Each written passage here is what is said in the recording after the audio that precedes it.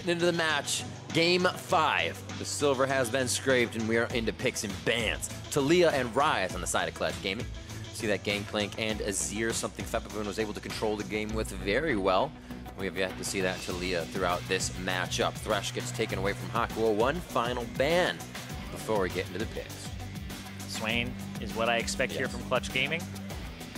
And it's a triple mid lane ban this time, red side from Clutch. So the Rise, the Talia, and the Swain. Yeah, you expect Kate, and then I would say Xayah Rakan is not what you should go for here because Morgana is still up, and it's kind of the Kate, the counter. At the same time, though, 100 Thieves had the option last game, and they chose to take the Tahm Kench instead of the Morgana. So maybe they're comfortable to go for it once more. They will not, but I'm very excited to see some of the adaptations. You know, does someday, and do 100 Thieves think that, okay, it wasn't the matchup on the top, it just things went bad with the jungle pressure? You know, is that the reason we lost, or are they saying, no, I can't play that matchup? You know, where are the adaptations coming in the top lane? Because that has been, I think, you know, while most of the games decided in the bottom lane, the top lane has been very matchup dependent, has been very pivotal in getting your team that extra gold. Because when Someday had that Cho'Gath, he was picking up the turrets, and now on this Sion versus Shen, there's a turn for Solo to grab some of the turret gold. And like you said, that top lane was a big part of it, but I also think the jungle matchup too, because Meteos got to play Olaf 3 games in a row, and now Lyra's taken it away. He's been in all 5 games. Exactly, and so Lyra's been able to take it away in the last one and have it here too. Blinding Camille would be big, but I don't think he's going to do it. You pick your jungler here and try to get a better matchup. Well, I actually really like the Trundle here in this specific spot because you don't know if it's top or jungle, right? Yep. Yes, it is more likely for it to be jungle against the Olaf, but then if we see, you know, perhaps a really good matchup in the top lane, like you pick a Cho'Gath or something like that, Trundle can do very well into those, so that could be pretty nice. Wouldn't be surprised to see either LeBlanc or the Corki. I think both of those are pretty solid answers from Febvin into the Galio, things that can sometimes take advantage, but he is obviously going for the Ezreal there and already had the Orianna locked in. But once again, it looks like 100 Thieves so far gravitating towards a Cody Sun-centered team depending on what happens with that top lane, because the Galio is a big beefy tank, can go mid or top, and then the Trundle, another person who also lowers the tankiness of his opposition. So you're looking at Cody Sun dealing a lot of damage in these fights and having a strong, beefy front line so far. I imagine Morgana would be kind of what they want on 100 Thieves side here. Potentially Braum also would be a little bit further down the tier list for them. But those are kind of the two I'm looking at here to buff up Cody Sun during the lane phase and help him later. Yeah, and Cho'Gath is going to be banned away, so that's still going to be unavailable here. 400 Thieves, and Solo has the ability to actually save his pick for last, as they did most recently. But in that game where they actually did the Alistar blind, it really did not really work out for Hakuo. You know, picking that without seeing some of those final picks, and it didn't really end up giving him a lot of options for who to engage on.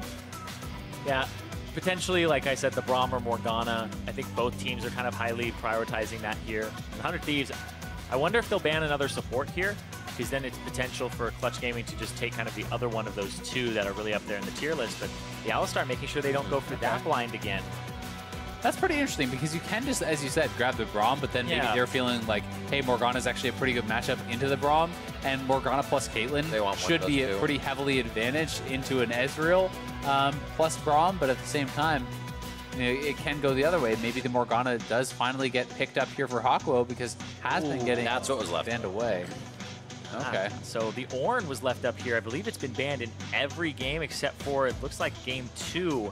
So 100 Thieves have just been saying, let's not have Solo on that champion. I mean, he solo killed Hansor on it, and then he was able to make a lot of plays on that champion too. The team fighting ultimate is huge.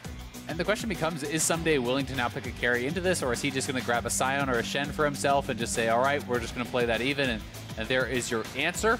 I think it's Sion and Braum. I think you go Braum here so you can stop the Ornn ultimate and kind of negate what he wants to do in these team fights. I think that's a good call out. You know, the Braum into the Ornn is very strong and may give you a bit more of a disadvantage in that bot lane 2v2, and then it just becomes, what do you prioritize more? Do you prioritize the team fighting, or do you say, hey, Afro, win bottom lane for us, get on a range support, and it is going to be the Braum. Yeah, it just seems to be stopping the Ornn, which was a big pain point for them in terms of pick and ban. They've been banning it the whole time, so make sure that that's okay. Now you have 4 tanks and a Cody. as your team composition, a classic here. Yeah. And they won last time with this, right? This was kind of 2 games ago, in Game 3, essentially the draft that they got. But Hakuo is going to get his Morgana. This is a big-time player on his signature pick in Game 5. And I've got to say, I like it. I like it a lot. I do think that this is what you want to do. You want to enable your star players to really take over a game. Give them that opportunity. You have Lyra, who has been fantastic on the Olaf, and you have Hakuo on this playmaking Morgana, Apollo on this mobile AD carry, which he has really been excelling on, and this is going to be a very exciting game. I love it. You find players' ability to step up towards the end of a season really shining through here as well. So we have 20 seconds to get into our final game, 100 Thieves versus Clutch. As Clutch is, or 100 Thieves, I should say, back on that blue side. Fun fact, well, depending on who you are, coming into this probably has yet to take a semifinals in the LCS. So he's looking to break that as well. And never made the trip to the finals. He was coaching in the ULCS. He's actually won Coach of the Split multiple times, but never been in a final, which is a crazy stat to me. But this is for all the marbles. Game 5, semifinals. Yep. Winner will face Liquid for the NALCS Championship. Absolutely crazy. We're moments from the rift here in Game 5. The crowd is pumped and patiently waiting. They knew it was going to 5. They're just like, let's get there already. But it was an awesome show from both teams along the way. And now we are presented with this beautiful 5th game here. And so far, we've seen decent invades, or at least pushes early. I wonder what it is for Game 5, because people will typically play safer, play a fan out. But we've seen a lot of invades, especially with something like Braum.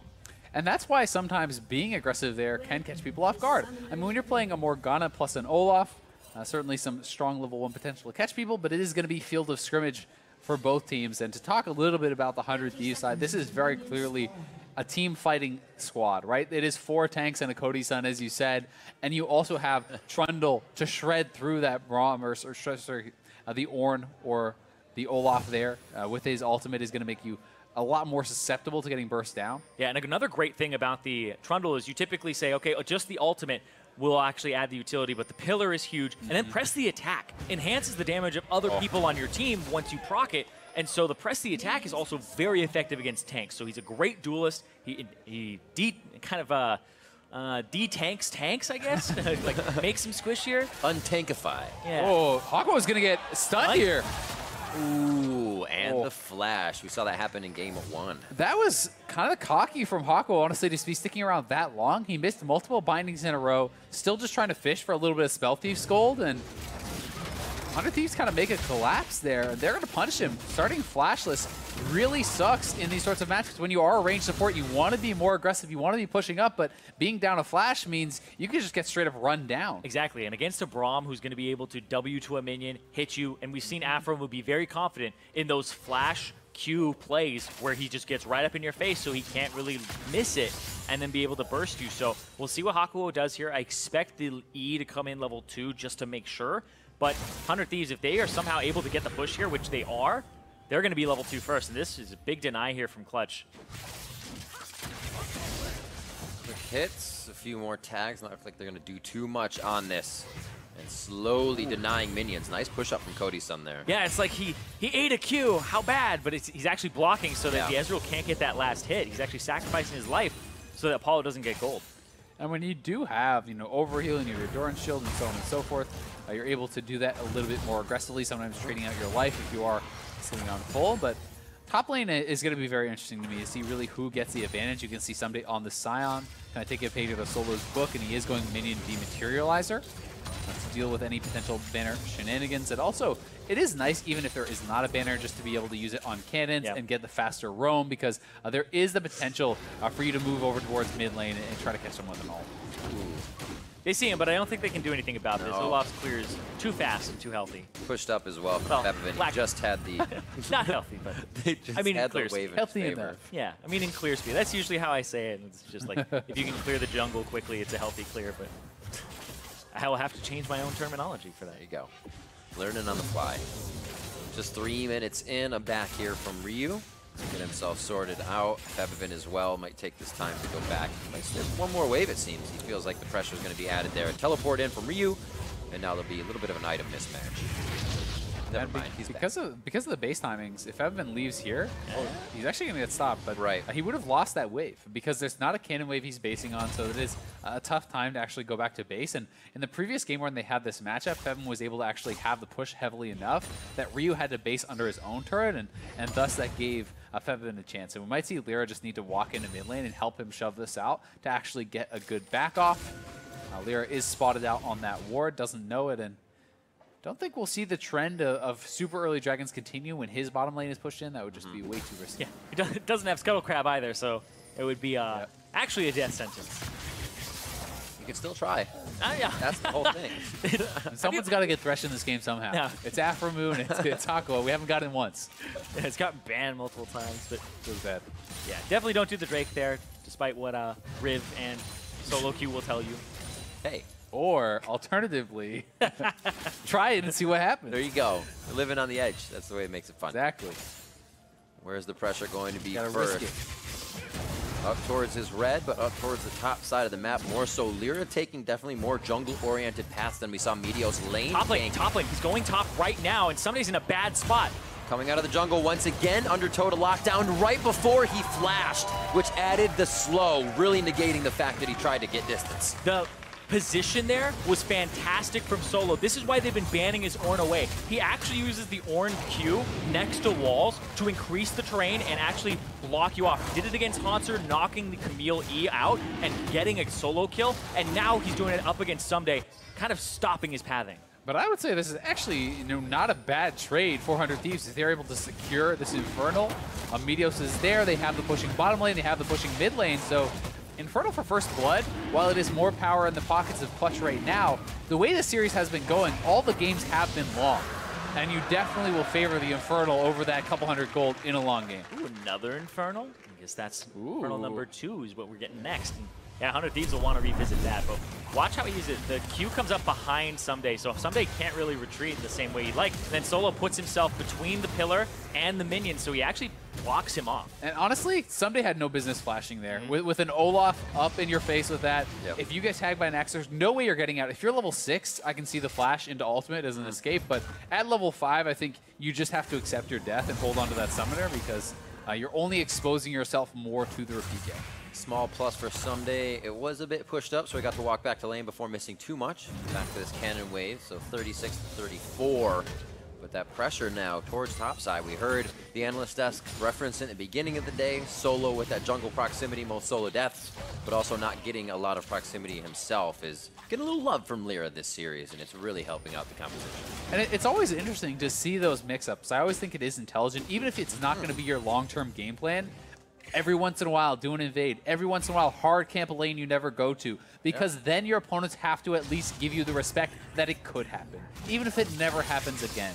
It's something that has to be in their back of their minds, because when you never go top laners get to play so aggressively and with so much disrespect to the jungle, and that allows them to have more of an advantage against Solo. And if they aren't respecting it, it'll be able to get you a game like we just saw in that first one there, I guess the last game, was if they're not respecting it, it could get you a game, and then they learn from that one and have to protect afterwards. So we're seeing kind of the adjustments here, but Someday still died after shoving there, and Lyra's just making a great kind of change to his jungle. It's hard to figure this guy out, and people talk about it all the time where you don't know what Lyra's going to do because he changes it up constantly and thinks about what you think he's going to do and does sometimes the opposite. And it's also really nice to see him back in form, because it has been a while. He had a rough split or two, but it wasn't that long ago that he was, the best jungler in the league. He was voted, I believe it was 2016 spring, I want to say. I think it was a year ago.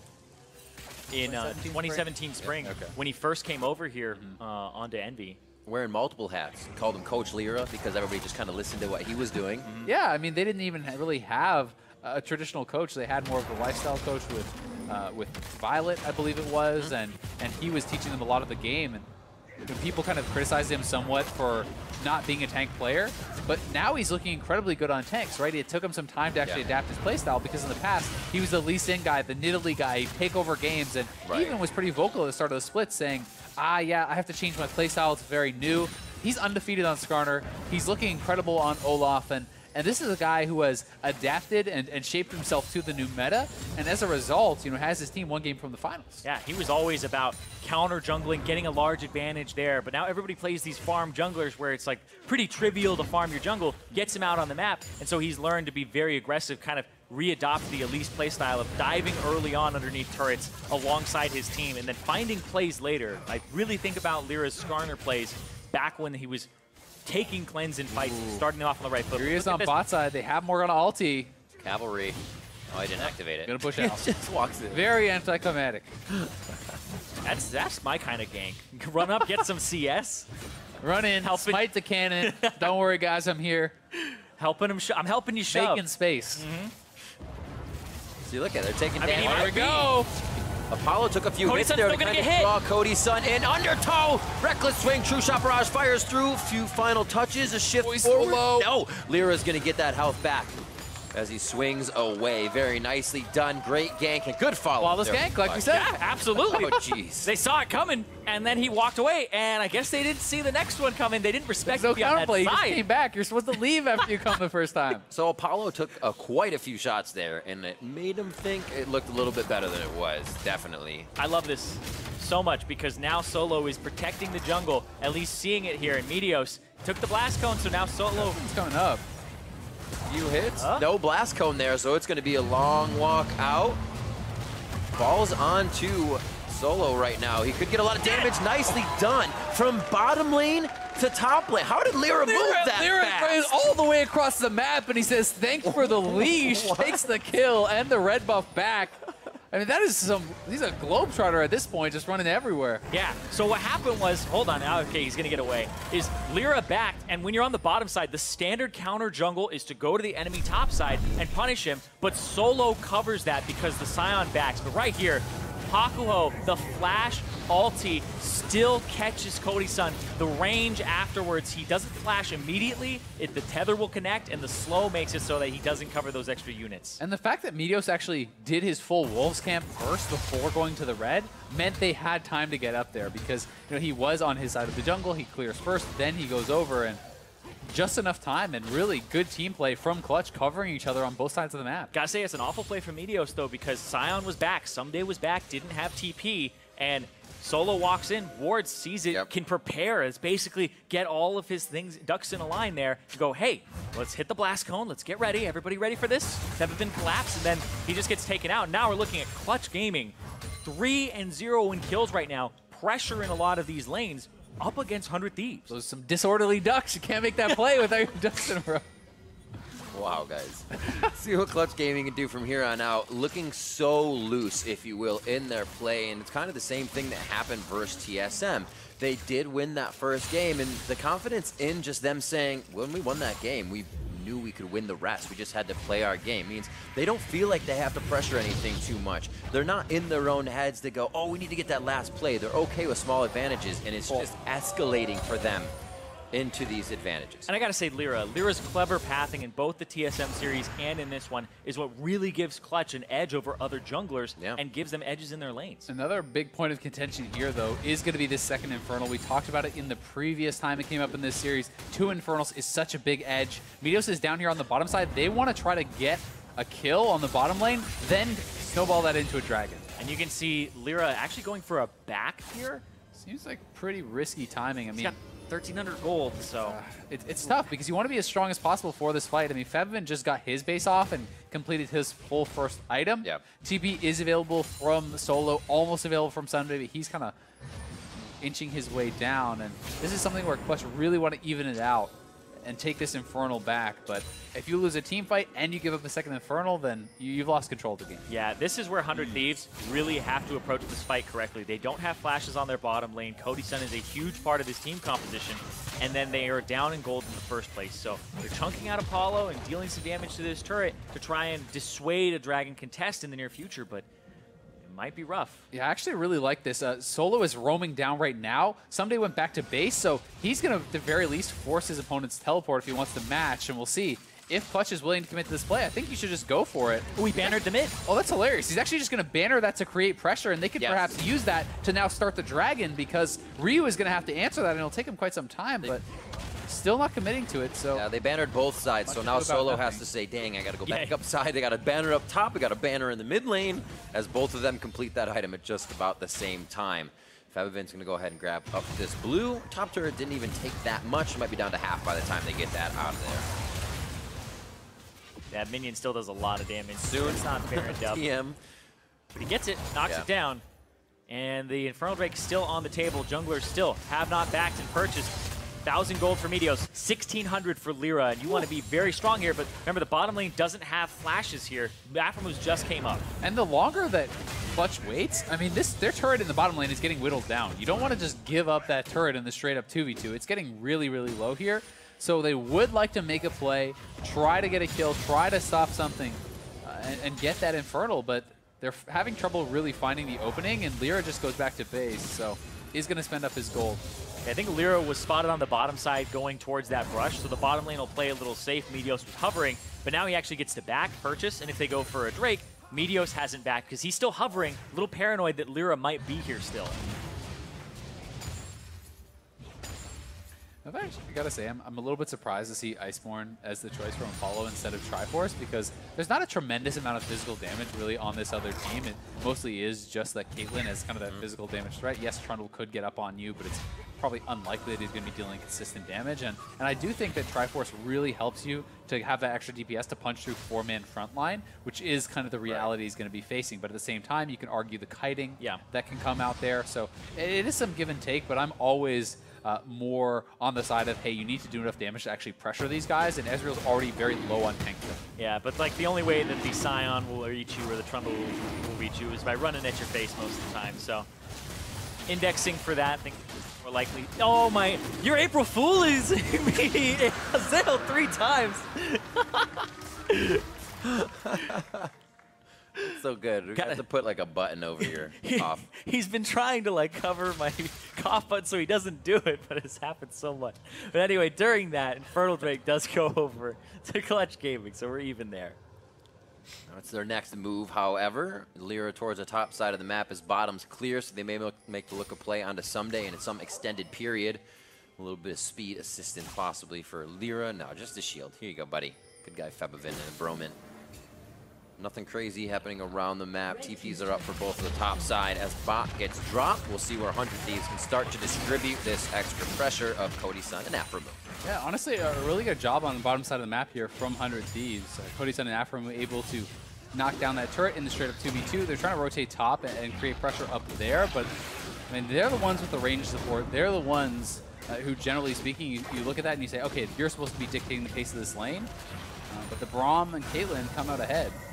Oh, wow. Shockwave there from Febivin actually gets the heal out of Cody Sun, hitting 2 there. They're all trying to rotate to the top side. Hakuo zoning as this Rift Herald very low. It'll have the eye open one more time. You got to hit the eye and smite, but... Oh. TP. Solo's in. Someday shouts. Puts himself into Solo. They got to be careful. Lyra's trying to get around the outside, but he's facing Meteos as Ryu's up and down. They want to flash forward to get the taunt on, but it does not lock down the Ragnarok. Olaf.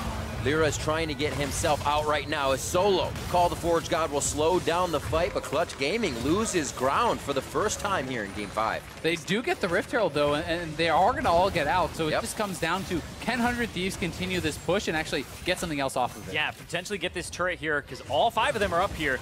Rift Herald was picked up as well, so Lyra has that, but the bottom side, we do, actually mid lane, we have Someday here, just knocking down this turret too, so the map advantage going to 100 Thieves, despite Clutch being the ones who had started that.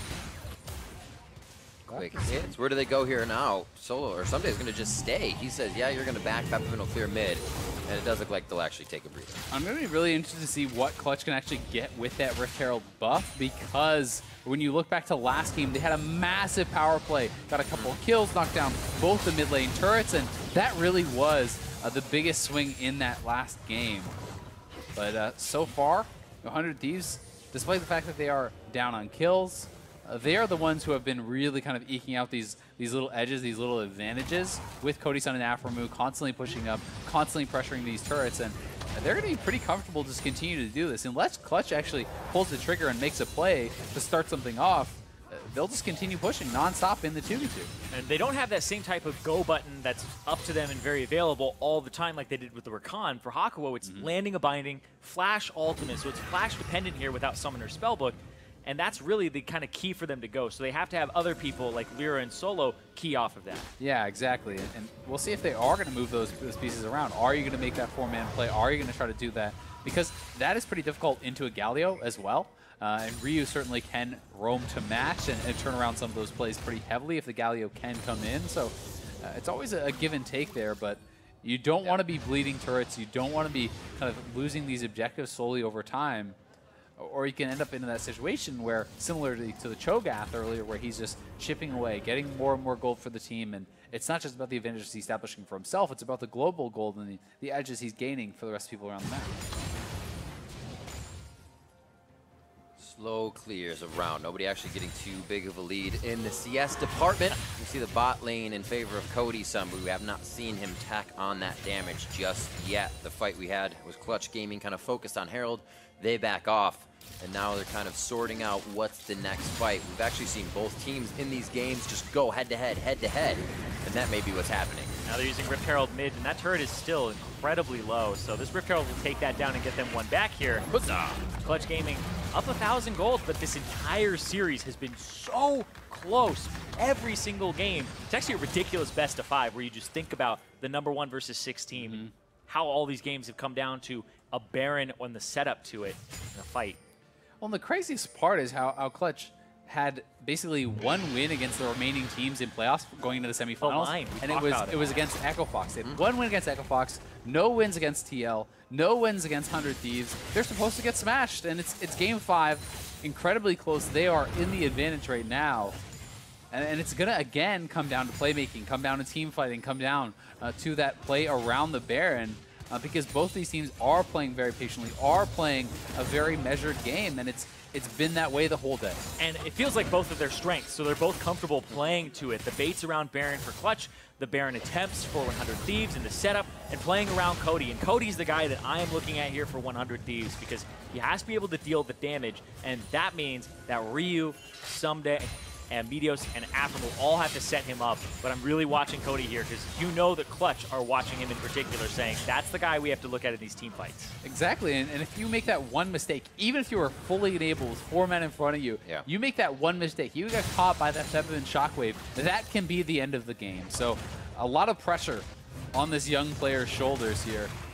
And he's on a team of veterans, but they have that trust in him. They know that he is able to kind of step up to the plate and make the plays in these late games especially. That is really where he has shined all year long. And it's funny because we're talking about Cody's son, this young player, but Solo is pretty much the youngest player out of all 4 of the remaining playoff teams, counting Echo Fox as a top 4 there, where Solo, he has the least experience as well, right? He came in as basically a rookie. And that was focused by teams.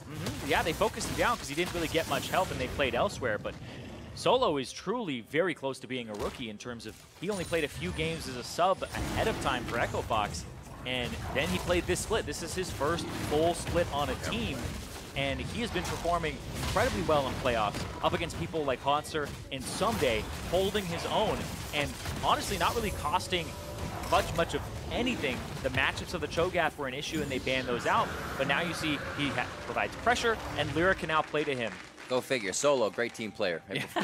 And I mean, even in those disadvantageous matchups, he's really good in team fights. And that's one of the things that has been very impactful about his play and has been something that I've always been pretty impressed by is they put him in all of these positions. They often do not give him help. They give him losing matchups, and he loses gracefully. He gives up the minimum. That is something that is a very undervalued skill in League of Legends in general, not just in professional play, is that the game does not always have to be about you. And it's kind of funny to say, but that's something that Solo really embodies. I mean, they focus more on Febiven, they focus more on Apollo, and really snowballing and carrying through those lanes. But if you do that and your top laner just gets blasted every game, well, it doesn't matter if you got advantages elsewhere because now you're still behind. And it feels good to be able to work in this window you don't ever really think about, where you have actually capitalized and gotten a lot better on your play, but nobody's recognized or giving you that respect to catch up. And you have this period of time where you can actually make those plays happen.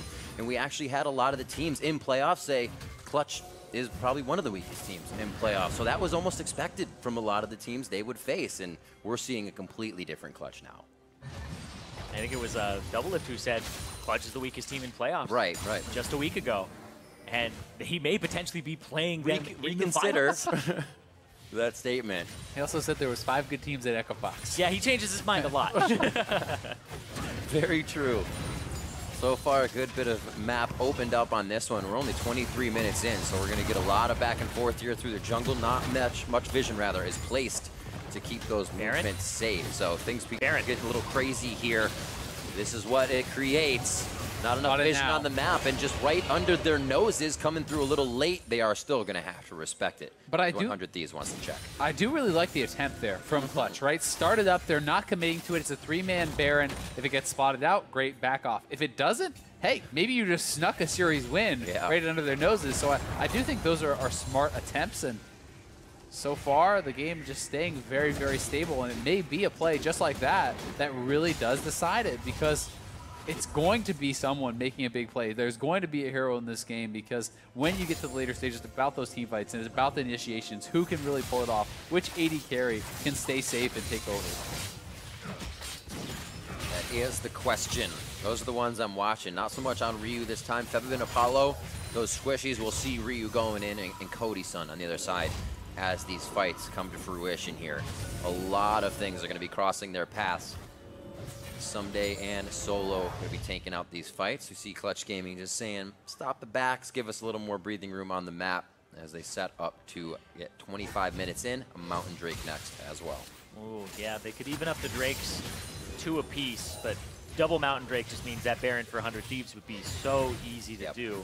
Despite their composition looking like it's pretty much just Cody Sun for damage, when you have the time to just stand there and wail on something as a Trundle, you deal a decent amount, especially when you have those double Mountain Drakes. So that's something that you have to watch out for here as Clutch Gaming. But they do have a lead right now, but it's very, very small, 2,000 gold. And a lot of it's on the jungle and the support. Dematerializers, never, ever going to get that right the first time.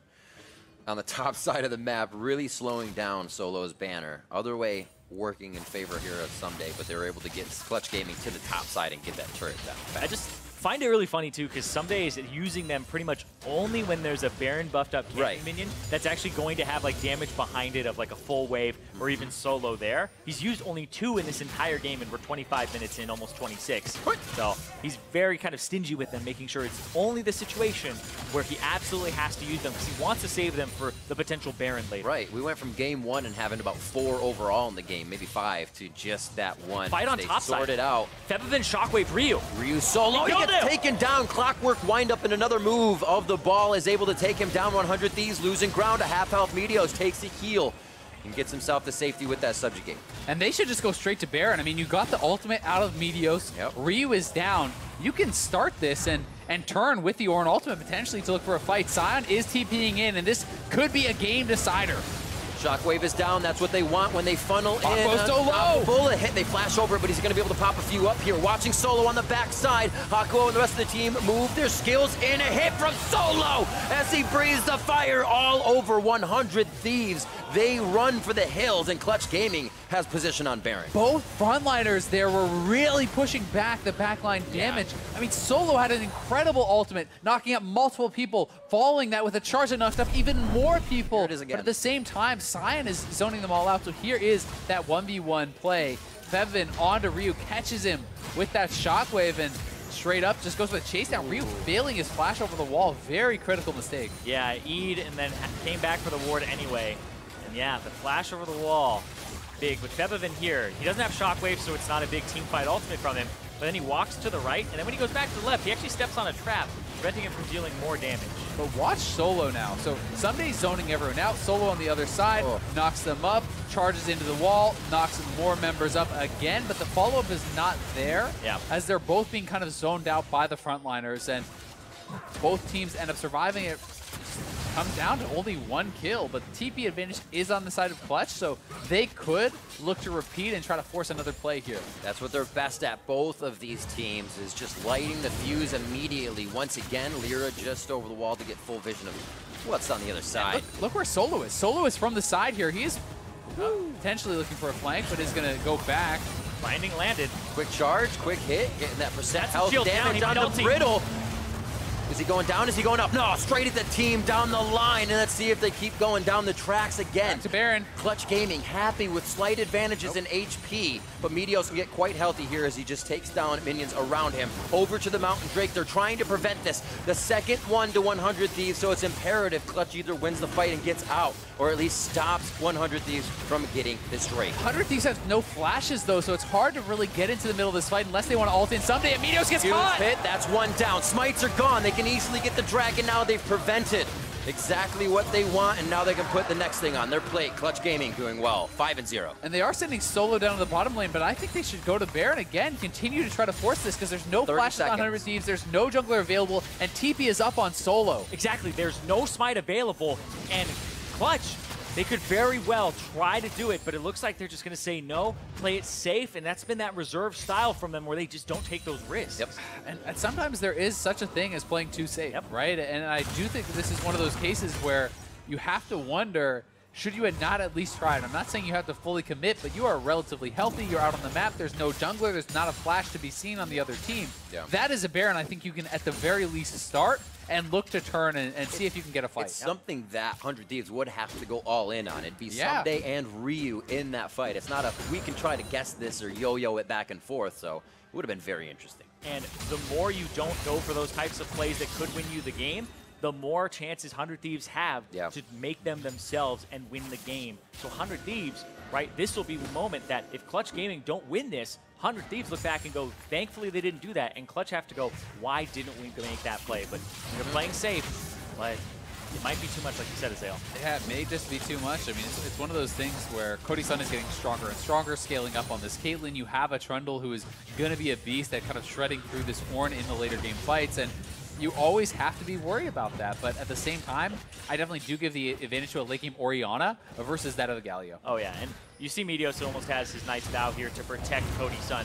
And Febiven has kind of been the decider here in this later part of the game. Early it was Lyra with the top lane gank, but now it's Febiven. The solo kill onto Ryu, and then the shockwave there as well. He does so much damage catching people out. And he's on 4 items. I mean, this Orianna is massive. He has his Death Cap, he has his full completed Seraphs, he has his Void Staff there, 3 items, excuse me, plus boots, and it is looking to be at such a strong point of the game where when you have the spell penetration plus the Death Cap, you hit that 1 critical shockwave on either the mid laner or even Cody Sun here. Neither of those guys have any MR. They can get completely diluted. Yeah, I've been loving what he's doing with the build too, because we saw that Ryu would go for more of the Death Cap second, but Febiven, he goes for the Void Staff second because he's against all these tanks and he just wants to be able to be relevant throughout the entire point of the game instead of have this power trough in the middle. And it's also really nice because then it makes it so you can have more options as far as the targets, right? If you skip the magic penetration, then you basically only can hit those squishies. Whereas even if he hits a shockwave on, you know, a Trundle and a Braum or whatever, it can still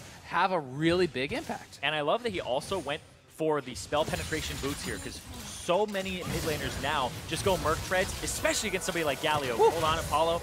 Gonna get healed up here by the Redemption. He's gonna be okay, but that turret does go down. Love the Redemption purchase within these fights. Tanks mean long fights, and being able to heal yourself back up with the entire team is huge. A nice undertow through 2 members. Pillar goes up, but how much is it going to get Lyra to stick in place? A few tags of damage does not connect the concussive blows, and they get themselves out. Yeah, and they were hoping to kind of force Lyra into using his ultimate there, but they're not able to scare it out of him, and the waves in the side lanes are starting to push here for 100 Thieves, but Clutch has the inside track on Baron. Yeah. But 100 Thieves have inside track to mid and potentially that bottom lane that's already incredibly low on the tier 2. Oh, Solo taking a bit of extra damage to start this one off. Command Protect from Febiven. You can see the size of that shield. The minion isn't paying attention to the turret. He's hitting another minion. Don't do it. Gotta turn around. Oh. He goes down the fight in mid, so kind of waiting for that to happen. The turret should fall in just a moment. Does that activate the fight? It should not. No. They're still playing calm in mindset here as they're in the mid lane, just jockeying for position, letting the minions do the work. But the fact that these are waves that are picked up by 100 Thieves earlier and then they slow push and it just wasted gold on Clutch's side. We're looking at a 1.2k gold difference. It's almost nothing at this point. 33 minutes into the game, it's all really down to how you play the fights, how you pilot your characters, and so much comes down to who can really start off the fight really well. Can Ornn find that perfect ultimate that is not going to get blocked by Braum? Or can we see Ryu comboing up with Someday perhaps and finding that dive in the back line? That's what I've been loving so far from the play from Solo is he's actually waiting and the team is baiting out or at least forcing enough damage that an Afro move puts up his shield. It happened in the last fight where they focused him down, tried to bait it out, then they went for the Ornn ultimate afterwards. He's not doing it to have it just get absorbed by the Braum. He's waiting until the Braum has no way to block it. One thing that is a little bit of a concern, you have to say, for 100 Thieves is the fact, or sorry, rather for Solo here on Clutch's side, is the fact how much less farm he's actually picking up than Someday, because he's been spending so much time group looking for that potential play, looking for that potential engage, where Someday has been in the side lanes more, and really, because of that, is that completed item ahead. He has the Stoneplate, which is a difference maker, and it's 100 Thieves that are starting the Baron here, spotted out now. Great to have the ball in there. They will be able to keep vision without having to play a ward war game, but now they try to get the upper hand and go goal side mid. Looks like they'll leave it in the river for now as nobody really is playing that. Nobody wants to lose game, and they're all playing very cautious here. Good hits onto Lyra, shields there. He should just heal back up nice and quick before you even get back into the fight.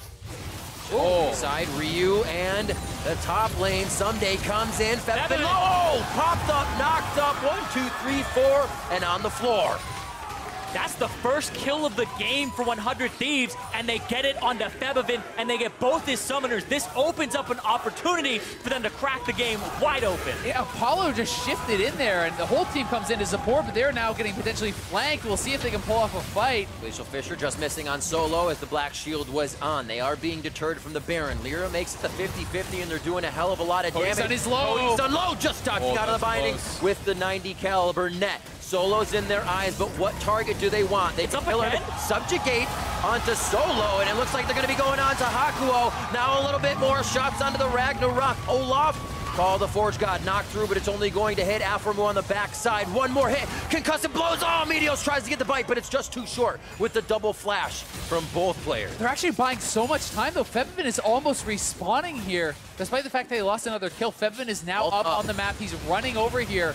The 100 Thieves are going to burn this down very quickly. We'll see if Clutch can delay for Fevivin to arrive. Lyra down to half. Ragnarok not even halfway cooled down. Solo is trying to use all of his HP Someday to has say, ulti again. We're giving time for Fevivin. Is almost it enough time? Shockwave is up. The pile is in. Apollo shifts down. The entrance coming in as Ryu tries to reposition himself to defense on the fight. And the Shockwave will not come through as they have to respect the damage from Fevivin. I cannot believe that Clutch hung on there, fighting off that bear for so long while Fevivin was respawning. He just barely gets back to hang on in that fight. They do lose a couple kills, but they do not lose the Baron, and that is the critical thing. Exactly. There's 3 kills that go over to 100 Thieves. Their first 3 kills of the game, but the gold is just dead even now.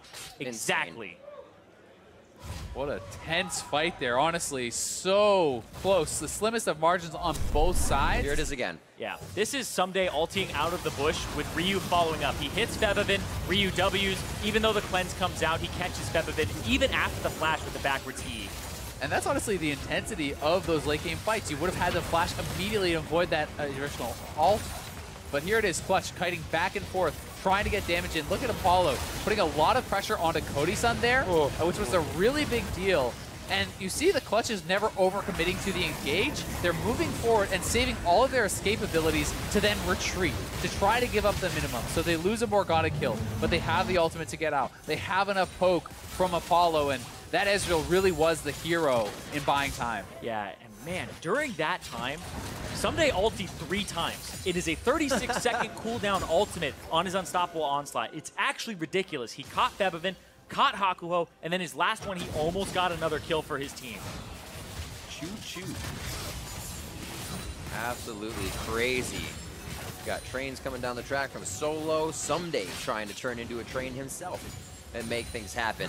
Everybody doing what they can to throw themselves into a fight. Hakuo down to about 70% HP from one wham bam. Thank you, ma'am. I mean, Cody Sun is putting out a lot of damage at this point. When you got a rapid fire crit this late in the game on a squishy, it's almost all their health. And Banner doing work again up in the top side, getting that farm for someday, picking up a lot of extra gold with that. And they're looking for a fight here. Solo gotta back off. 2 hits, doesn't get locked up. Apollo staying steady so he doesn't get hit up by the roar. The Slayer from Someday, and it looks like they set up once again in mid. What a low kill game for the amount of action we have seen. Yeah, but there's that wave top lane now that needs to be caught. It's about to hit the turret, and that's just wasted gold again here. You can see 100 Thieves slowly but surely just start getting a lead from an even point based off of their catching waves and clutch art. I was looking at the banner of commands.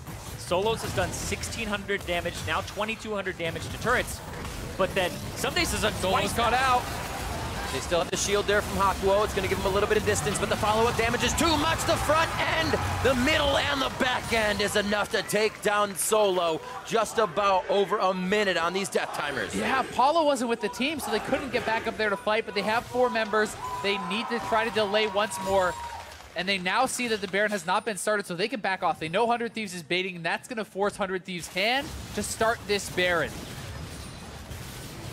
Good defense, Meteos ready to put that pillar up and stop anybody coming in. Lyra could deny the slows with Ragnarok if he wants to get close, but that's going for broke. That's possibly the game if they lose too much ground here. 2,800 HP, the smites coming up to about 1,000 damage in the game are very close to. Hakuo gets the Zhonya's down. They've deterred them now from the Baron. They take down Hakuo along with his flash, and 100 Thieves turn to the Baron. Solo's up in 8 though, and he has TP, so they may have possibly delayed long enough again. We'll see if they can hold on. Got a ward in the pit. He's up in 2 seconds. He can TP back into this if they want to try a 4v5, but that will be very risky. They're going to respect it. He's actually teleporting down so he doesn't get stopped on the home guard right away. It might make more of an impact Ryu's on his way looking to into flank the fight, but he just presents himself in the front. Here comes Ryu. Ryu could be right there. They don't have the wards. He flashes in. Featherman can hit a beautiful shockwave on the back line. Ryu trying to make his way in. The damage for CG just may not be enough, but is it a turnaround? Solo do what he can. Apollo flashes forward. Featherman, it is up to the Orianna, and it looks like he will pull through another shockwave to turn the fight in Clutch Gaming's favor. It's an absolute bloodbath. This game could not be closer. Game 5 of the semifinals. Both teams refuse to go down. Let's see that one more time, because this is a flank that looks like it's going to decide the game. It is a 4v5, but Featherman's ultimate pulls off the impossible here. He chunks them down, and then with Afromu dead, you can call in the Ram, and it hits Cody. The Ornn ulti over, and then follow Apollo here. Jumps in over the wall, gets the final shot onto Cody Sun, gives up his life for it, but it allows Featherman to clean up the end of this fight and allows Clutch again to hold on against all odds at the Baron.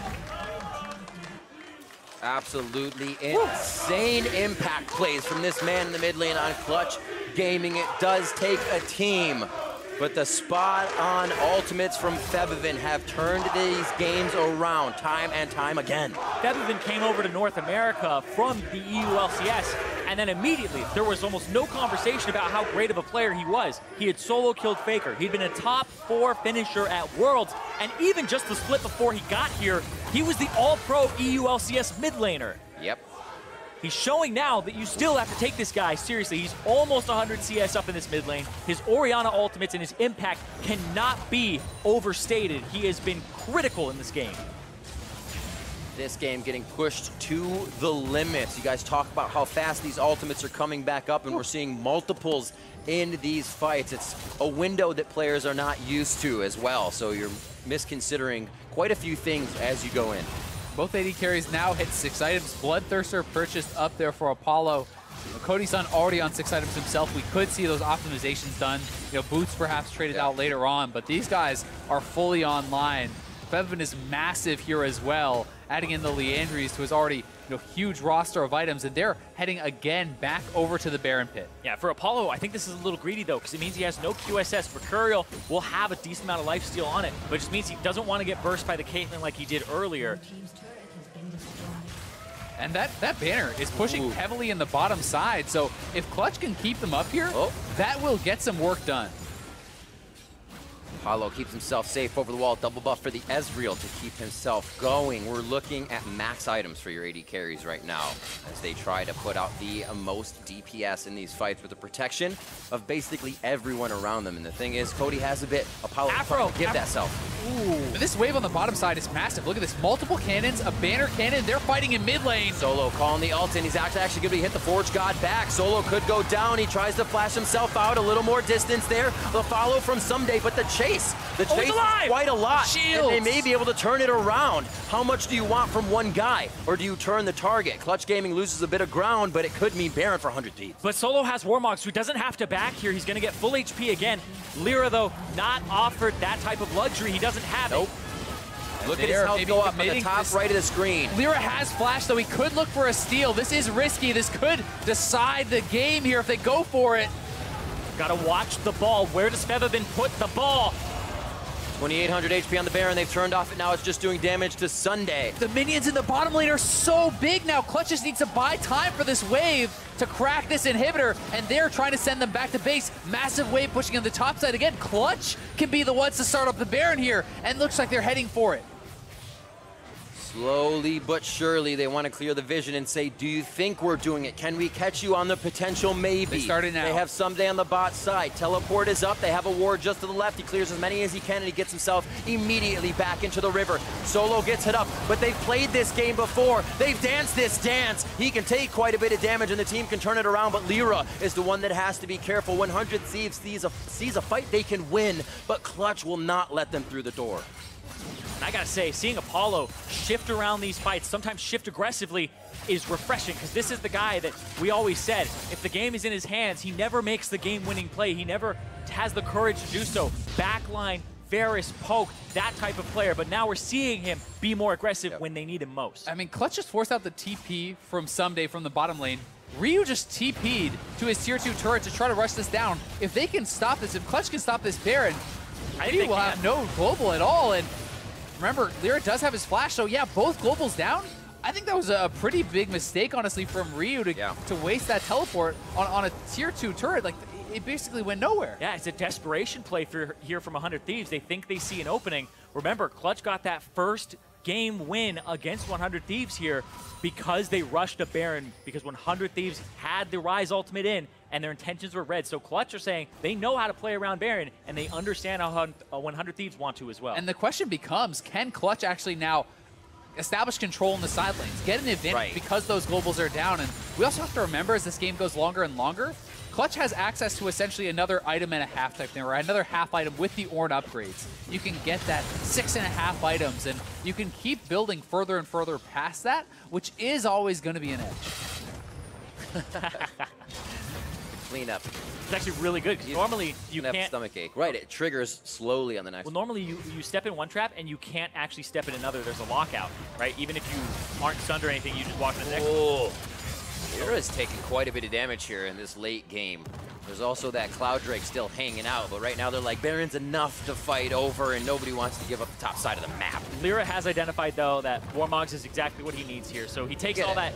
Now he's just full HP again. Because if it comes down to a Baron dance and it's all about that poke and who gets chunked out and they have to back, you don't want to be the guy or the tank that happens to. So we have 3 Warmogs so far in this game. I really want to see Solo get out to the side lane, though, and get these waves pushing again, because he's had this TP advantage for all this time, and the waves are building and building and building. And if you leave that too long, it opens up such opportunities for 100 Thieves to get position around the Baron, to get pressure on your base turrets. And 100 Thieves is recognizing this. They are starting the Baron. They have spotted it out, I believe, with that blue orb, but I'm not sure if it was already there.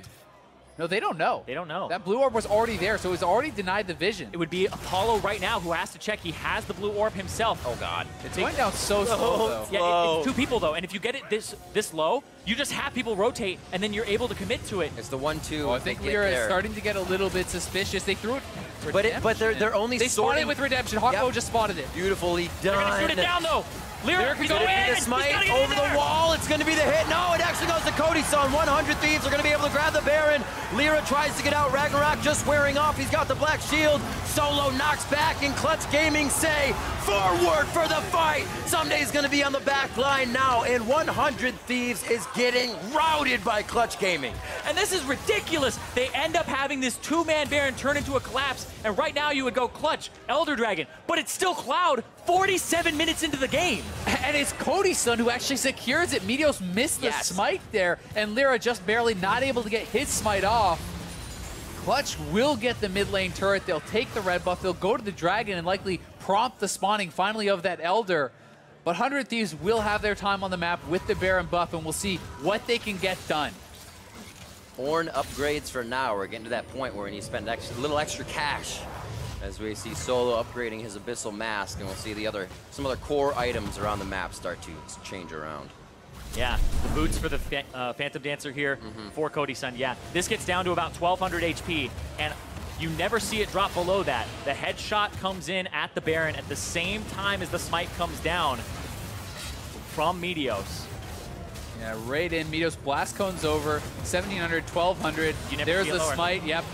No chance really for Lyra. So not sure if that was actually called out in time, the crit with the smite. If it was, credit to 100 Thieves, because that is essentially unstealable there from Lyra. But whew, that is a close one. And I mean, if Lyra steals that, they won the fight anyway. If they get the Baron too, that can be devastating. So really, really close. And this series, I can't get much closer. I know. They got the Baron. They're still down in gold. They need to crack an inhibitor with this and push their advantage here. We see Someday has used his banner. Playing it smart, saying the second turret's too hard to defend. They'll leave it to the base defense. Apollo even swapping out his Iceborne for a Triforce and Ornn upgrading it. So that is, his 6.5 items essentially. Yeah, I was going to say, he doesn't have anything to Ornn upgrade unless he gets the Trinity Force, because the Iceborne isn't one you upgrade, none of the other items for Ezreal. So yeah, he's forced to swap there. Look at this, they're just tanking for the cannon. Aframu pops up the shield, somebody who's in front. They're looking for the engage, Ornn ulti! Or hit, they're gonna get in. True Shot Barrage does pass through the team, but not doing too much damage to the tanks in the front line. Lyra getting skipped up just on the edge of the knockup from Someday. Ragnarok is on, but they're not gonna be able to use it to get back in the fight as they sort it out. Nobody goes down, you only lose a little bit of health. A big wave on the top side, though, for Clutch, and it comes down so much to the map control, to the minion waves in the side lanes, and all these tanks have bought up their Warmogs, so Someday, regenning back up, they will continue the push. I absolutely love that, though, from the side of Clutch. Solo saw that he was blocking for it. No shield available, the Ornn ulti comes through, and he's just waiting for it to come back off of cooldown here, about 30 more seconds. Turret should go down as they can't really get to that pile of people with the minions behind it. 10 to 8, 50 minutes just crested as the base finally gets cracked open in favor of 100 Thieves. Clutch Gaming looking for a window to still fight. They always have been. And Clutch is so dependent upon their ultimates to fight. If you don't have Shockwave, if you don't have Ornn ulti and Ragnarok, you cannot really fight. When you have a Caitlyn, you're much less dependent upon those ultimates. It's all based on the auto attack type style. So as long as they're blocking for Cody Sun, 100 Thieves can continually fight. Where Clutch, as soon as that first fight broke down, they can't fully engage. They need to wait. Yeah, and that Ornn ultimate, it's a much longer cooldown now since the nerfs to him. Someday has that 36-second ultimate on Unstoppable Onslaught, and then it's a 70-second cooldown for Solo. So twice as long there when he gets to pick his fights. And he still has to even worry about Aframu's shield because of the Braum pickup, but we're back to an even game here. Oh, it's pretty crazy. Febvin now completes his 6 items. This Orianna cannot get any stronger. I mean, it's hard to overstate the importance of this late game Orianna. We know the death cap is in there. That can be upgraded. But, I mean, if this guy hits the right shockwave, it can be lights out. If you miss it, likewise, but for the other team, right? And there's so much pressure because of that. When you have this one ability that everyone is watching, when you have this one ability that your team is counting on, and their whole team is trying to track and avoid, that decides games. A little harder. And this is one of the longest games that I have seen on patch 8.5 in particular, because normally it's Elder Dragon and then second Elder Dragon. You're like, okay, 35 minutes, 8 minutes later comes up. First Elder Dragon hasn't even spawned yet. It's still the Wind Dragon. Like, this game could potentially keep going without those kind of rush the game down mechanics being a part of it with the Elder Dragon because of that. They're conservationists, the last of his kind. They're not willing to kill him off. It's funny though, because like so much has revolved around the Baron that they haven't been around the Cloud Drake, but at the same time, I've always thought about it where it's like, if I'm behind, I don't want to take Cloud Drake because the next one's Elder and they're going to take it. And you get so I don't want forced to into that help fight. them. And even if you're even, it's even. If you feel like, hey, we are better around the Baron, then taking down that Dragon gives them an option to actually trade. Whereas if it's just the Baron, you're forced into these team fights. But I mean, this is going to be an explosive last fight, certainly. One thing I've got to say, though, it really hasn't felt like any of the Galio ultimates have been super impactful. Right. It always Reactive. feels like they're more, exactly, reactive, used more defensively. They haven't found that big engage, but they are pushing into the base. We are 53 minutes in. Death timers are massive at this point. Cast back to week 3, Those day shields. 1. This first matchup was 48 minutes between these two teams, so they know they can push each other to the limits here. But 5 games in, completely different story as they still try for this middle inhibitor. 100 Thieves is being stopped at the steps of the base for Clutch Gaming. That matchup you just mentioned, Riv, that one that went really long, 48 minutes, that was one where Clutch Gaming were up 10,000 gold and they lost to 100 Thieves at the 9th hour there. So that's one where Clutch could be the same position here. The game, they've just been going back and forth this whole time, and it's been such a long one, and they have 100 Thieves on the step of their base right now, and 30 seconds on that Baron. It's also been really cool to see how Apollo in these later stages using the Ezreal ult to try to get better control of the side lane waves, ulting out, stacking waves, trying to get them pushing in their favor without having to go there himself. So, you know, these little things can be very impactful, but anytime Cody Sun gets a single shot off on Hako, it feels like he has to completely back off. I mean, it can be up to half your health. 10 seconds for fun. Baron's about to spawn. Looks like we'll get repositioned on the map. I mean, inhibitor's down. Maybe they don't leave if they can keep pressuring the inhibitor. Get a simple fight that they want instead of having to take damage from the Baron. It definitely seems like the better option for now if they can keep this poke going. The Warmogs, however, extending this fight. I believe it's been about 5 minutes now. They've kind of just been milling about in the mid lane, doing the love taps. These shields on Apollo are getting pretty insane. You'll see when he actually gets the Orianna shield and the black shield plus his Bloodthirster shield. You know, he can have 700, 800 worth of extra health there. Magical Wizard. We now have a second banner in play from Afromu here, up on the top side of the map. Starting to knock down that turret. It just died.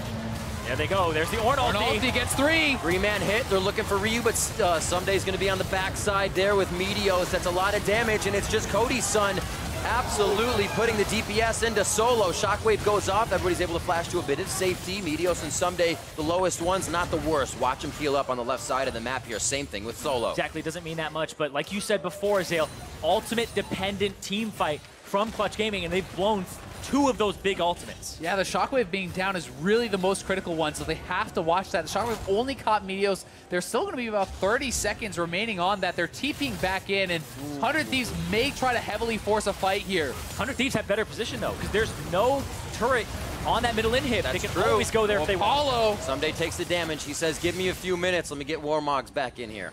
And they'll be okay. They are going to take that middle positioning as Ryu comes back. They don't fully engage the fight. The side lanes are so heavily pushing for opposite teams. Massive wave in the bottom lane for Clutch. Big wave in the top lane here, 400 Thieves. And Apollo didn't have any minions to heal off of because they're dancing around the Baron. So it's 100 Thieves just straight up starting this up. Solo actually went back to base. He's got a TP back right now. Blast cone to get over. Lyra's trying to squeeze his way in from the bot side. Baron's down to 2,800. They're going to peel off the fight as they see them coming in. Ragnarok's down. They're able to get a few ultimates out here and cost Clutch Gaming some imperative abilities. Solo, Shockwave up, down on the bot side, big damage. That Shockwave hits Afromu and Someday. Afromu shield up, could go down. They get the damage perfectly back on a Solo. Locked up, finally taken down. This could be it. Have they cracked it open enough to get all the way into the base? Lyra taking damage. Hakuo trying to throw Dark Bindings from the fog on that right side. They have vision denial, and he's cleansed out as Cody's son quickly getting himself into position. Bot lane is taking huge damage from minions for Clutch. They're going to lose an inhibitor. 100 Thieves have got to get back to the base. They don't want to delay them. They are stopping the backs. Afromu almost for sure to go down here, or at least have an extended back. Inhib broken by Clutch Gaming for their work. And that's insane, because they had lost their middle inhibitor turret way earlier, and it's just that gigantic push that's set up from earlier. Yeah, the Ezreal ultimates have been so clutch, clearing out the minion waves. 100 Thieves basically had the same push going, but Apollo shut it down. 100 Thieves, though, back to the Baron again. Minions in the mid lane may knock down that inhibitor now for 100 Thieves, and this game just doesn't stop. Coming up on 60 minutes, mirrored dragons on both sides of the rift. As either team, game to game, has controlled the objectives. Now we're on the final one. It's going down. Febiven steals it with a command move dissonance. Are you kidding me? Febiven pulling off the moves to save the game here. He didn't even commit the shockwave. Rivi still has it. They are back in the base, 57 minutes in. They lose the inhibitor, but they have the Baron, and they will have their time on the map. That was necessary. Cody Sun crits it for 448 as Febiven moves and hits the W here. Watch this headshot, or this crit come through here. There, it's 1,100 is the last number you see. 700 of that is from Febiven. Oh, it's been 100 Thieves stealing those away. It was the Morgana binding from Aphromu. It was the Feast from Someday stealing those dragons, and Febiven with the game on the line, with the series on the line, finals on the line, steals a Baron on this Orianna, and that is huge. And look at this. We actually see a Rage Blade for Apollo. He has swapped out items now. Swapped out his boots. This is a Rage Blade that doesn't have the percent AD or percent AP. This is the flat stack up. He's looking for a ton of attack speed for that Blade of the Ruined King. He has to get through tanks, so he's looking for that to stack. But he is going to be lower on mobility, and it's hard to play this style where he's zipping in and out without those boots to aid him in avoiding some of these skill shots. So he's got to be careful. He's been putting himself on the front line, so it's got to be even trickier now, and he's said, I can do it. He's taken it upon himself. The rest of the team as well playing very good here as Clutch Gaming have 100 Thieves backs against the wall. And that's what you want to see, Riv. As you said, he's saying, I can do this. I can pull this off. You need the confidence. That banner, you're chasing it. Lyra gets himself out. Could have been messy, but the Black Shield has come up huge for Hakuo's main. That Wheelhouse Morgana he's able to get in the last game. Everybody's stepping up for Clutch Gaming here in what many thought would be a 100 Thieves moving on, and not the case. 5 games strong, and now 30 seconds from 60 minutes in as these teams push each other. If you told me that Clutch Gaming were going to be in the finals, I would have called you crazy. They have 3 members of the 10th place team Envy, and then the team that finished and got knocked out of the first round of playoffs last split, and then they got a different solo laner in both lanes. They picked up a pretty much inexperienced top laner, only a handful of games to his name in the LCS, and then they got Febiven. What's the synergy gonna be like? And right now, Clutch are showing that they potentially deserve to fight for number 1 and 2. Absolutely insane as well. Apollo feeling strong to stay on the front line, gets himself to safety as you heard the crowd counting to that 60-minute mark. We have crusted an hour into the game, and we'll see who can really play this one to the max. 100 Thieves now have to show that they can take a hit this late in the game. If they can, it makes them even more of a formidable opponent going on to the finals, but Clutch has shown so strong, they may not let 100 Thieves show that. Never have I ever seen an hour into the game a take of a cloud break. The longest surviving dragon ever. Do we have the earliest and the latest? We have the earliest and the latest cloud break in this series? Good night, sweet prince. May flights of drakes lay thee to thy rest. Oh my word. Did we just vocab change? Is that what an hour does to you? Jeez. As long as we're going that direction with our vocabulary. Oh man. Looking at only a small gold lead right now. 7-7 in turrets, a little bit of math. 11 are on each side, so you can tell 4 left to fall. I don't even know if we're going to be getting to those for each side. A team's going to want to be one and done if they can find their way to the Nexus turrets. So right now, 100 Thieves, there's so much damn gold in the game. They're buying Zerat portals. We just saw Cody's son. He bought a Banner of Command, used it, sold it, rebought his items. This is the point in the game that we are at. And it's honestly a really smart move to make. It's not always going to be a game decider, but so much has been about those side lanes, and you can use the banner, sell it, get a Zerat, use that, sell it, rebuy your items, and these are optimizations that you should be going for. Is it always going to decide the game? No. But could it decide the game? Yes. We have seen how much these matches have been about side lane control, especially 61 minutes into the game. It's about map positioning. It's about who gets the better start of the fight, and forcing someone to answer that side lane can be done just by an item swap like that. Also, for each player in their particular role, it's a new realm to sell and buy these items. What do you get? What's right? What do you sell for? What do you buy for? And they're trying to make that right choice. Who knows what the right one is? How many times do you actually get to see this? I mean, the Rageblade Ezreal, I cannot think of the last time I saw that, but hey, it seems like it makes a lot of sense. To Zyrene's point, you have the Blade of the Rune King, you're trying to punch through these massive tanks, get that stacking up, and maybe you have a better chance to compete with the Caitlyn as far as frontline DPS, and they need every little bit that they can get. You can see the Ornn upgrades have come through for everyone except Hakuo. I really like that Ornn upgraded Locket for Lyra. That is going to be, I think, very impactful. And I mean, it's just going to come down to execution at this point. It's been down to execution for a while now, to be completely honest. 100,000 gold apiece. Dead even. Boom! Gold means nothing at this point. Take it away. Start from 0. Everything says 0, 0. Next game. Isn't that what they tell you? It's all 0, 0. Look at that. 0, Don't 0. spend it all in one place, Don't spend it all in one place. Holy moly. Damage over the entire game. Yeah, the big thing to look at is the fact that 100 Thieves, Ryu, even though he's that AP Galio, he's not contributing that much damage to these fights. It's the Cody Sun show. It's 4 tanks and Cody, and that's what they've been relying on in this game, the faith in this guy, and he hasn't let them down just yet in this game. So far, he's been performing in this high-pressure situation with everybody just kind of throwing themselves in front of him. He got hit by some bindings, has those fast fingers today, so it's, like you said, Azael, it's playing with the execution in mind here and being able to deliver, and that's what it comes down to. And the Baron is up in 40, and it seems like that is what these teams have decided this game will be settled at, right? You know, this is the battlegrounds. Gentleman's agreement. A gentleman's agreement. We're going to go for a Baron. 2 teams enter in the Baron pit. Yep. And it will be settled like men. I was like, sometimes 2 teams leave, too. Multiple times. Multiple times this game as well. Also, look at But eventually, 1 team. It'll happen. We promise. Just wait. Look at these dank vision scores around the map as well. 197 for Lyra. This guy sees all. This guy wards. This guy wards. He got the Ingenious Hunter so he could ward more, and almost hitting a 200 vision score. I haven't seen that either since we introduced vision score a little bit later when we already had the speed up mechanics in the game. Crazy things are happening. Clutch is going to be able to tag in a new champion soon. We'll see here. 10-9 as the kills just start creeping up, but as you can see, it's always 1-for-1 or a trade that doesn't net one team that much of an advantage, and we keep stalling out in the mid lane. I think we may have spent more time in the mid lane than any other game here, and we're about to get the ARAM going.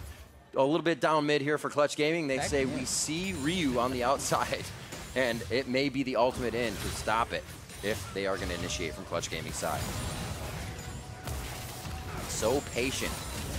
You have to be. I mean, if you make that one mistake, the game ends, right? You don't get another chance. 65 minutes in, the death timers are 70, 80 seconds. They are forcing the TP out. All right. Clutch have started the Baron, but they're going to pull off immediately. Now they got Ryu's TP. That's all they really wanted. Now the extension, can they actually get Ryu to want to go down to mid lane and say, we're away from Baron now? They're probably going to stay. This is where it starts to be a real sticky situation of who can get those initial shots in. Solo dodging to get the heals up. You can see right back to full health and topped off as they're just trying to go tit for tat in these small fights, but not getting anything. Oh, that's actually quite a bit. Solo not liking that damage. He'll be right as rain in a few seconds. Yeah, he can Warmogs up, but they did push up the minion wave. So now 100 Thieves, what they got was established control of mid lane. That gets you access to the Baron pit. This can move them in. They can clear out the vision. They can establish their own line of defense here. And Apollo does get low, but he'll heal right back up. He has so much life still. It's 40% with the Bloodthirster, the Mercurial, and that Blade of the Rune King. So a couple autos, he's right as rain. Yeah, sold the Rage Blade, got himself a Mercurial, so he has the magic resistance, and he also has the QSS effect and lifesteal. But now we have the Elder Dragon up in 30 seconds here. Now we have 2 objectives that will pull these guys to the sides. It's the standard 66-minute Elder Dragon spawn. I am trying to keep my eye on where Febvin moves this ball throughout these fights. It's kind of the priority target. We'll see that Apollo stays on the back. He's been playing the bottom side of fights or kind of towards the left of all of these if he has the chance. So keep an eye on him and Febivin as they trade back and forth here in the mid lane, just waiting for minion waves. I mean, it's you and everyone else, because you lose focus for 1 second and lose control of where that ball is, or it's hidden under someone. You lose focus. That can be it. But they're fighting. Meteos is pretty far up here. Solo's taking a lot of damage. Solo goes down immediately. Palm to the face for him. He knows that was not a good play. This is going to be bad. Ragnarok is there, but this is going to be the Baron attempt, and that means that Lyra cannot go in safely without the crowd control. The crowd behind 100 Thieves as they posture for Baron. Clutch is going to go try to trade, though. They're going to go towards the Elder, and a Solo actually charged and hit the Trundle pillar, it looked like. Yep. He did not use his flash, so it's Clutch trading for the Elder. We'll see if they can get it. Remember, this will not last as long as the Baron buff, but they are going to be stronger during the Elder. So, again, another trade, and if they can get back to base, they should be able to hang on. Maybe they give up an inhibitor, but 40 seconds on Solo, I don't think the 100 Thieves can end the game. Yeah, that death timer is really long, so they'll get that inhibitor. Their side lanes aren't really in position either. If they want to, they could just ham-fist it, but at the same time, I still feel like Solo, he's going to be up in time. Yeah, and it's risky. Pushing heavily into the Elder, that is, modified damage on the true damage. Right. That's also more from the Infernal buff. So Great. these guys get stronger and stronger and stronger at this point, and it's going to continue. I mean, Solo is going to be back up. You can see that Ryu is pushing up in the top side. They're going to look to try to knock down multiple inhibitors with this one, but Wave Clear is also very powerful this late in the game. Towards the top side, they've shown a full 5, so Clutch Gaming has an idea of what is happening here as they try to defend a few last times on the base. Yeah, Paulo takes a big hit there as another one follows through from Cody's son. Lyra trying to deter from the right, and it looks like Clutch Gaming is going to be able to hold them off for a moment, but all they want is that cannon minion to do the damage. Meteos actually popped his ult there on Solo, and they do knock down the turret, but Trundle without an ultimate is very squishy, so 100 Thieves will back off after it. They get the 1 inhibitor, but again, game will continue. You see Apollo shooting that ultimate down to bot lane, trying to control the side waves as best as he possibly can with that ultimate. God, this game is just so even. Up at the top, we just see it so close. 70 minutes in. But they're playing to go to the finals, to go to Miami and play for that banner. From new organization to finals, both of these teams trying to make that impact and name for themselves here. Set it in the history books. 100 Thieves pressuring the base, but it's open on the other side of the map, as we have seen. That inhibitor can be taken down quickly if Clutch Gaming gets themselves a win. It would be coast to coast for either fight. And it's funny because in these moments, you usually look for that one person to step up and make that game-winning play. But there are so many people across these two teams that constantly are making plays back and forth, this tug of war for who has the more clutch performance. You can see how even the game is. Just that kill onto Solo allowed them to now kind of jockey back and forth here. There aren't huge gains at all 70 minutes into the game, but that is big enough for 100 Thieves to feel really good about moving forward. Yeah, getting that double inhibitor down gives you so much map pressure. They're going around the horn. They're trying to look for the triple inhib, which would be massive. And this is an opportunity for them to do so for sure, because the Elder Dragon has fallen off, and this is that window where you have 45 seconds, 2 waves for the Baron to push in. Someday, his objective, get that bottom lane in. Ryu playing a little bit of mid-wall body defense if anyone tries to get through that base gate to get over to him. And they have everything capitalized on right now as they try to get that last minion wave in to sort and push Clutch Gaming thin across their base as these minions pile in. I mean, Clutch may be forced into a hard engage that they don't want because this turret is going down very quick. Minions are pushing in on all sides. You can't give up that third inhibitor. I think it's just lights out against this Kalen comp. So last inhibitor turret goes down, and they are moving forward. Apollo is somewhat separated. Baron just about to wear off as they have lost that Elder. Seems like they'll be all right to just back and forth trade. These Warmogs are keeping everybody so healthy. Nobody really wants to take the extended fight just yet. Yeah, but 100 Thieves are in a better map position because the minions are going to keep pushing into the Nexus turrets. Somebody has to answer them, and when somebody answers, there's a vulnerability where you can push up and get that inhibitor. The game's become so even. It's just a slow strangle out here for 100 Thieves, suffocating Clutch Gaming, so they cannot do anything. Going Shockwave! And they get taken. Shockwave on the backside. Meteos, Afro, and Sun, or Cody Sun, are making their way to safety. Solo taking damage. Now it's going to be on to Lyra, but he's safe. They turn around. Meteos takes a few more shots, and he get out safely as nobody drops right away. But Fevabin Shockwaves have staved off enough. Does the base stay alive? Exposed though, they're going to knock down the third inhibitor here, and 100 Thieves are cleaning up the base. It could be enough to make their way in. They got a big wave coming in topside, or rather now to come in, but I don't know how long they can stay. Not enough minions in the bot and mid. Do they ride the wave top? They have the health to stay, and it looks like they will pressure. No deaths on the side of Clutch Gaming, but a half-health Nexus turret. Man, this middle inhibitor is also really close to coming back up here for the side of Clutch Gaming. So you can see 100 Thieves are sticking around. Cody Sun doesn't have much mana, but still, as long as somebody doesn't die, you can keep going. These Warmogs, Meteos almost dropped in that fight, and then he comes back healthy, and you can continue the siege. And that's what we're seeing, is this game has been non-stop tug of war. Just a game of inches. You can see Someday up on the top side trying to push this in. Looks like 100 Thieves perhaps are finally making the call to actually back off. And that's because Baron is up in 2 minutes here. Stay again. They canceled the recall there from Someday, and they're just going to continue staying here. Because it's the inhib. Yeah, nothing to buy, and they want to kill this inhibit as it's respawning. We'll see if Clutch actually try to pull the trigger and defend this. They really don't want to give up 3 inhibs. Their carries have backed, and now they have full HP and mana. As Apollo runs up here, that would be the opportunity for them to go. Shockwave also ready once more, and can be a game changer. We saw Fevabin finding that big one in the last fight, but wasn't enough to get a kill. Damage onto Someday. It's getting low. Ooh. Almost taking down. The taunt from Ryu to ensure that nobody can follow through. Call the Forge God says that's the fight. Is caught by we Binding. can actually hit. Clutch Gaming looking very good at the start here. The entrance from Ryu knocks them up, but the follow through and damage is big enough. Someday on the side, and knife, Fevabin and Apollo, but they get themselves to safety as well. What a back and forth as both teams continue to be able to fight. It's a 1-for-1, but again, 100 Thieves will stay around and they will go for the inhibitor. The Nexus turrets are falling to the super minions as they pile in, and Clutch are on their last legs. This could be it. This is huge. Clutch Gaming on their last leg, balancing on the thread that 100 Thieves is looking to cut. Lyra pushing himself to the limit as he gets in the face of Cody Sun. He has no mana, but he only needs the autos. 100 Thieves from new organization to first place. Now right another heist, an attempt to take down Team Liquid in Miami. And congratulations, 100 Thieves.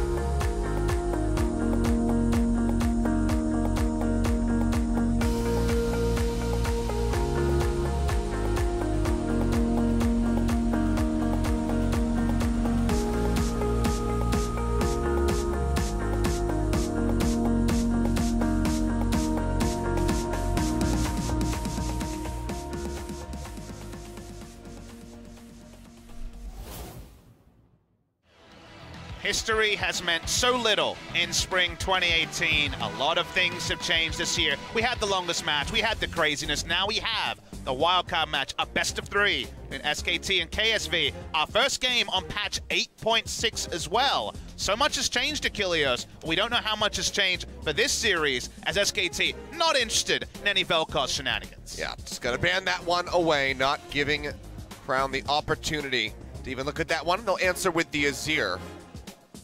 as that's typically the matchup they like to go ahead and take that one into, and the Camille will also be off the table for QV. It was interesting to hear QV talk about small champion pool, someone like Tal. QV has had an effective champion pool, much smaller than other top laners, dominated by his Camille play recently. He's a great Camille player. Gnar is the other big pick for him.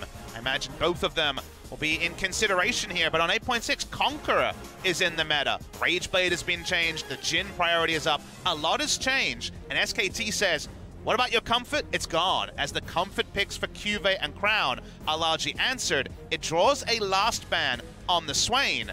Now, usually Olaf is what we talk about here as a first pick, but the Jungle Trundle has been played in the LCK. Oh, and a first there we pick go. on Kai'Sa. All right, heavy priority, the first one. This is a that we're gonna surprise, see Achilles. locked in. Now, Bang is rank 1 in Challenger right now, has been playing the Kai'Sa. The Kai'Sa build will be very interesting to see, as Ruler and Bang have had disagreements on the best build. It's also surprising priority, because Kai'Sa was enabled in Challenger's career and hasn't been picked. It went through pick and bans, so this is a surprise. I watched the Griffin series, didn't see any Kai'Sa. We see it first picked in this game, and KSV answer with Caitlyn, which for EU fans would be very normal, but in the LCK, we've only seen one game from Ruler on the Caitlyn. It was a loss. He did not look impressive on it. It's going to have to be thick and fast, and we're seeing a lot of 8.6 instantly locked in. That we are. Galio very swiftly picked up here for FLICKR, so maximum comfort. A hover over the Nidalee, but that would be a bit of a reach, and that's going to be the Trundle coming through. Could always be Flex to the top lane, but as you're saying, has been rising in popularity in the jungle. And this is a really interesting point to make, because my first thought is Jungle Trundle, because that is what has been seen as an answering pick into the Olaf. It'd be our first Jungle Trundle in forever. In fact, Cloud Templar, one of the Korean casters, might have been the last player in the LCK, then Champions, to play Jungle Trundle.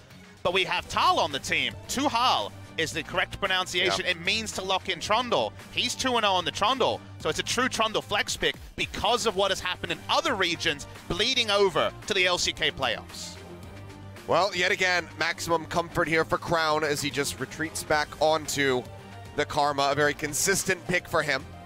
Always an outside chance of that being a support Karma, so we'll talk about the flex picks here. It would be an intense pushing lane, and Kai'Sa's wave clear in the early game is nothing to write home about. So it could be Core JJ returning to the range supports as well. Speaking of range supports, SKT says, well, that's probably going to be Crown as they ban away the Morgana support. Core JJ has played almost 20 games of support Morgana recently. Again, a big pick in other regions. I feel like there's been a lot of time for these players to look around, see what's happening in other regions, and try to bust it out in the LCK, because we're seeing innovation on patch 8.6.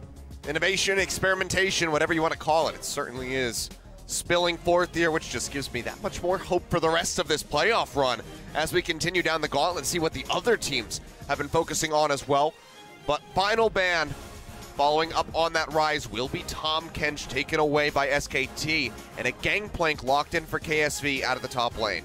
Expecting there to be tank top laner, but Cassio top is a big pick for Tal. This is going to be a Cassiopeia top lane into the gangplank to try to target him down. So Jungle Trundle for the first time in a long time. The Alistair is what Effort brings back, talked about it in the Trash Talk. A lot of new stuff on SKT, and then the Galio that was the defining pick for FLICKR in Worlds last year. Go to KSV. They can choose to just run the Karma mid like we originally assumed. Core JJ jumps onto Ultra Comfort. To me, the jungle matchup is the big one to talk about here. Trundle is seen as a counter pick. It has a lot of options against the Olaf at level 3, also at level 6. Ambition is also on the Olaf and usually is a defensive jungler. And if you're just power farming with the Olaf, you might clear a lot of camps, but you don't get the same sort of value. KSV have a momentum-based draft around the Caitlyn wave clear, and also the Karma being able to buff up the Caitlyn. This worked the first time for KSV, and then fell away a couple of times in a row, these Karma mid lane drafts. They do have some late game insurance in the Gangplank, but if you see Blank getting ahead in this game, and that's a big if, only Zac has been what he's performed on, but if Blank can make it work on the Trundle that both these junglers have been practicing, SKT have a very strong draft. Plenty of opportunities for skirmishing between the Olaf and the Trundle. Nate Sustain built into the kits. We'll see if these guys are going to be invading on each other, if they're going to play super safe here in game number 1. That's definitely the matchup that is probably the most important going on here in this game, but got to give it over to the Kaisa. Really excited to see Bang on this. There's just so much 8.6 in this draft. These teams are not going for what worked on 8.5. They are innovating quickly. They are taking their solo queue that everyone's been playing a lot and bringing in. Kaisa is first picked by SKT. I'm happy I've been playing Achilles because there's a lot to unwrap here. And we also have the undying hype of it being a best of 3, an elimination match, and a World Finals rematch. Exactly that. You already mentioned it, the innovation being quick. That is what is going to matter here in this best of 3. Loser is out of the playoffs. Winner goes on to face KT in a best of 5. Let's go ahead, kick this thing off in style. Game number 1, SKT versus KSV.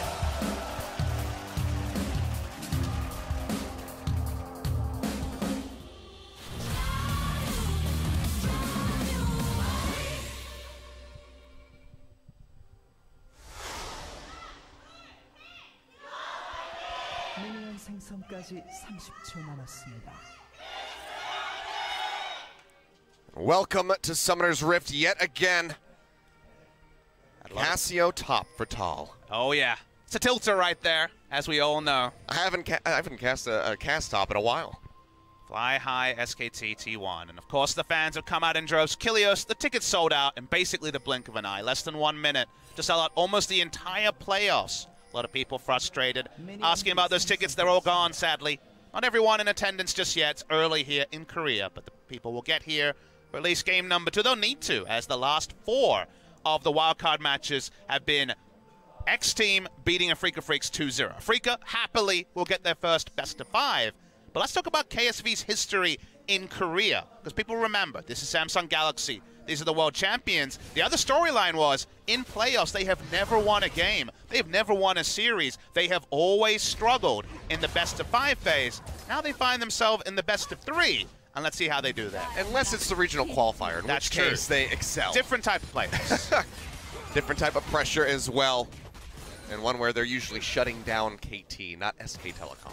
So we will see the Kaisa first picked in this game. Not using the sick pink chroma that is endemic of a different game. Going for a different chroma here is Bang. The build is very interesting. The first build that rose to prominence was from Deft, which was Essence Reaver into situational item, usually the Phantom Dancer, Rapid Fire Cannon, one of the Zeal items, and then Infinity Edge, so a pretty traditional build.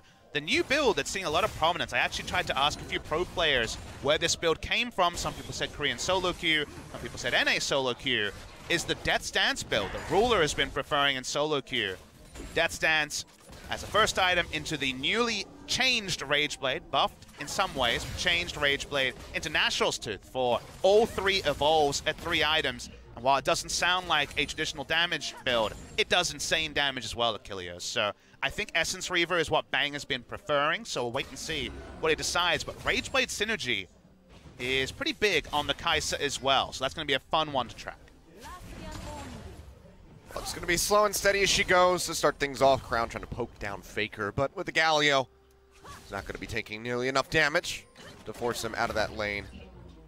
Now, we should mention again, Caitlyn comes in, not being a big pick in Korea. None of the bot laners here have been able to find much Especially value. not for Ruler. Not for Ruler. 0-1. He played it in one of the most recent series. Didn't seem to have the hang of it. Obviously, he's played it before, but when it comes to playing it once again in the current meta and the matchups that you're so practiced on, the Varus, for example, from Ruler, Caitlyn's a different thing. Big range advantage over the Kaisa. You would consider this to be a winning lane for the Caitlyn, but for now, lane control's pretty heavy on the side of SKT, despite there being a huge range discrepancy. And if you're not getting through laning phase with turret damage in a range advantage Caitlyn lane, you're not having a good time when it comes to the macro required for KSV to take over the mid game. Yeah, already. Push going in underneath that turret with Bang inching out ahead as far as CS is concerned. FLICKR gonna flash away from that tether, so good pressure coming out of Crown here. Heard from him in that interview. FLICKR said, as long as I don't make a mistake, I should beat him. Getting forced out of lane that early and losing your flash. A minor one, but still a mistake. A lot of things to talk about in this series. You talked about how in the regular season it was SKT 4-0 over KSV, and a lot of people come in today expecting SKT to win. But there's some other really interesting stats to talk about that we may have to hold the point, as Cassio's going to have to deal with an Olaf. Yeah, he's going to be zipping his way in. Axe not going to connect, and Tal is going to be perfectly fine to stick around. We have 5 teams in the playoffs in Korea, so we're just looking over the runes. You do see Presence of Mind, which is a pretty big one. this could be indicative of the Death Stance build being opted into to try to circumvent some of the mana cost restrictions you'll have. You don't go for Essence Reaver, but again, it's very much experimental. Oh, he's flashing in for it. Optimistic. They will stay alive at the end of the day, but flash down for him. Orange helps keep him up. It's a really good matchup for Cassio. If it's pure 1v1, didn't have to use his flash. When Olaf came in, he's able to just do standing damage that QV has no way to respond to. But Pulverize in here looking for Ruler. He'll jump away with the 90 caliber net trap. Not going to catch effort there at the end of the day. Just looking to trade up, but takes a bit of damage, but he's got the sustain there as the Alistar, so he'll be fine. Caitlyn so much on the back foot in this game. Was no Varus ban, remember. Could have been the Varus. Varus changed a bit with the build paths changing his bot lane. Ambition comes over the wall, headbutt there from Effort, flashes away from the Q. They'll flash in just to start up the concussive blows. They will get the lockdown, and First Blood goes over to Crown. Stopping by just to say thank you very much. Takes that for himself with the Mantra Q. And that's something that Effort's been guilty of a few times this season, both at the start of the season when he was the starter and also back into the roster. He has gone on those vision walks alone and been caught. Does it on Tahm Kench a lot of the time. This time on the Alistar. Be down in Summoners. It could also mean lane control for all the core JJ and the bot side. First Blood of the postseason goes the way of KSV. Oh, petrifying gaze there. QV does not have the flash. He's just going to die. Tall very swiftly returns here. Puts a kill onto the board for SK Telecom, trying to nullify that First Blood for KSV. Second game on the Cassio, looking a lot better than the first time, which was a loss in that series against BBQ. Wasn't a blind pick this time, and it's a really good matchup into the Gangplank, who just can't take standing damage trades. None of his builds will help him in the 1v1 either. Are you going to delay your Trinity Force for a more Malmortius or even a Hex Drinker? Hex Drinker, yeah. Sounds awful if it comes to the actual ability to play out the team fighting phase as the Gangplank, so might have gone into Resolve Tree. It may be no Klepto on the Gangplank, but there's not going to be any lane control either. And that's why they need bot lane to actually hold the Kai'Sa accountable. Because if they're getting pushed in top and bot, and Galio starts roaming, it could just be curtains for the side of KSV. Yeah. I mean, Hero's entrance coming through with the Killer Instinct as well. Suddenly, everybody's on top of you and you're just dead. Sorry, QV trying to recover from this is going to be pretty brutal. He's already down by 600. Taunt not going to connect there as Faker gets rooted down and Crown will flash away. Bang was shown on a River Ward there, coming through from, I believe, Crown. Could have been Ambition as well. Yeah, just thrown down there into the pit. Just a small thing to talk about when it comes to form against top 5, because SKT 4-0 over KSV definitely puts them in good standing for this series. SKT against Afrika, Kingzone, and KT, the other 3 teams in the playoffs, are 2-12 this season. 2 game wins and 12 game losses. They have not been able to be competitive against 3 out of the 4 teams in the top. You look at KSV, again, 0-4 against SKT, not good reading. KSV against Afrika, Kingzone, and KT are 7-8. They're almost 50% win rate against some of the best teams, including Kingzone, in this league. So while SKT are very well set up for this series, KSV actually have the better record against top 5. What part of that history matters, what part doesn't matter, we'll get to revisit, but it's fun to see that this has been the one matchup that SKT has looked really strong in. Blank just going to go ahead, clear out the control. We'll revisit this Ocean Drake. We saw him start it up once, but the roam from core JJ forced him back. See if he wants to go for it again. For now, will not be doing so. He's just going to path back in, pick up that red buff, and QV is not having a good time. Down by 21 CS already here in the top lane as he tries to get some minions back here by using the barrels. See a BF sword first on the Kai'Sa. Seems like it's probably going to be the Essence Reaver build going to be coming out in this game. Whatever build you go with the Kai'Sa, you can do a lot of assassination. You know, her ultimate is not a damage ultimate, it's a gap close ultimate. Yep. Speaking of gap closing here, Blank trying to throw down that pillar, so Effort can get in range, but just can't do it. So members of KSV will be able to exit with their summoners still up. Game plan here is going to be very interesting to track from SKT because Cassio, if she wants to stay in a short lane as long as possible, just kill Gangplank over and over. The Kai'Sa, when turrets are down, has a lot of assassination potential with the Galio. Might actually be a conduit for the hero's entrance, which we never talk about, with an AD carry being the one you use the hero's entrance on aggressively, but could happen here. But then if you have long lanes, it's also a great time for Ambition to start ganking. So there could be a lot of playmaking when the turrets initially go down. KSV with the Caitlyn comp desperately want to pick up the first turret and rotate. Oh, that's another petrifying gaze thrown down. Miasma comes through and QV is just dead. Nothing to do. Sheen will get completed, but that's not going to help him when it comes down to stopping this damage output from the Cassiopeia. He falls yet again. Tal is just so far ahead. He hasn't even needed the flash that time as bot lane, seeing an attempt at an all-in. I think this is going to be turned around. Really nice Glacial Fissure there from Core JJ. Does keep himself safe, and they actually trade back onto Effort quite nicely.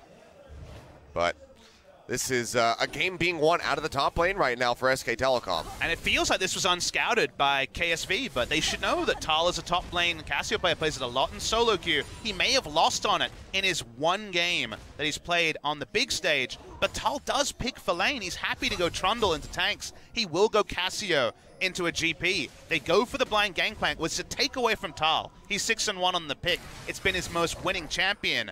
But we know he has reverse matchups as well. And compared to when he started the season, coming off European challenger scene play into SKT, sure, he was nervous. Those nerves are going down. And you're seeing it here in a very nice performance in the 1v1. And already just going to get chunked down to half HP. Can barely trade anything back with the parlay. He is down by 40 CS, 39 now as he starts picking some up, but very massive loss of gold on that GP, not having the Kleptomancy. Ambition going to go ahead and start picking up the Rift Herald as he sees that Ocean Drake go over to SK Telecom. Should be able to get that and maybe try to transition into that first brick, targeting out that turret in the top lane to deny the short lane away from Tal.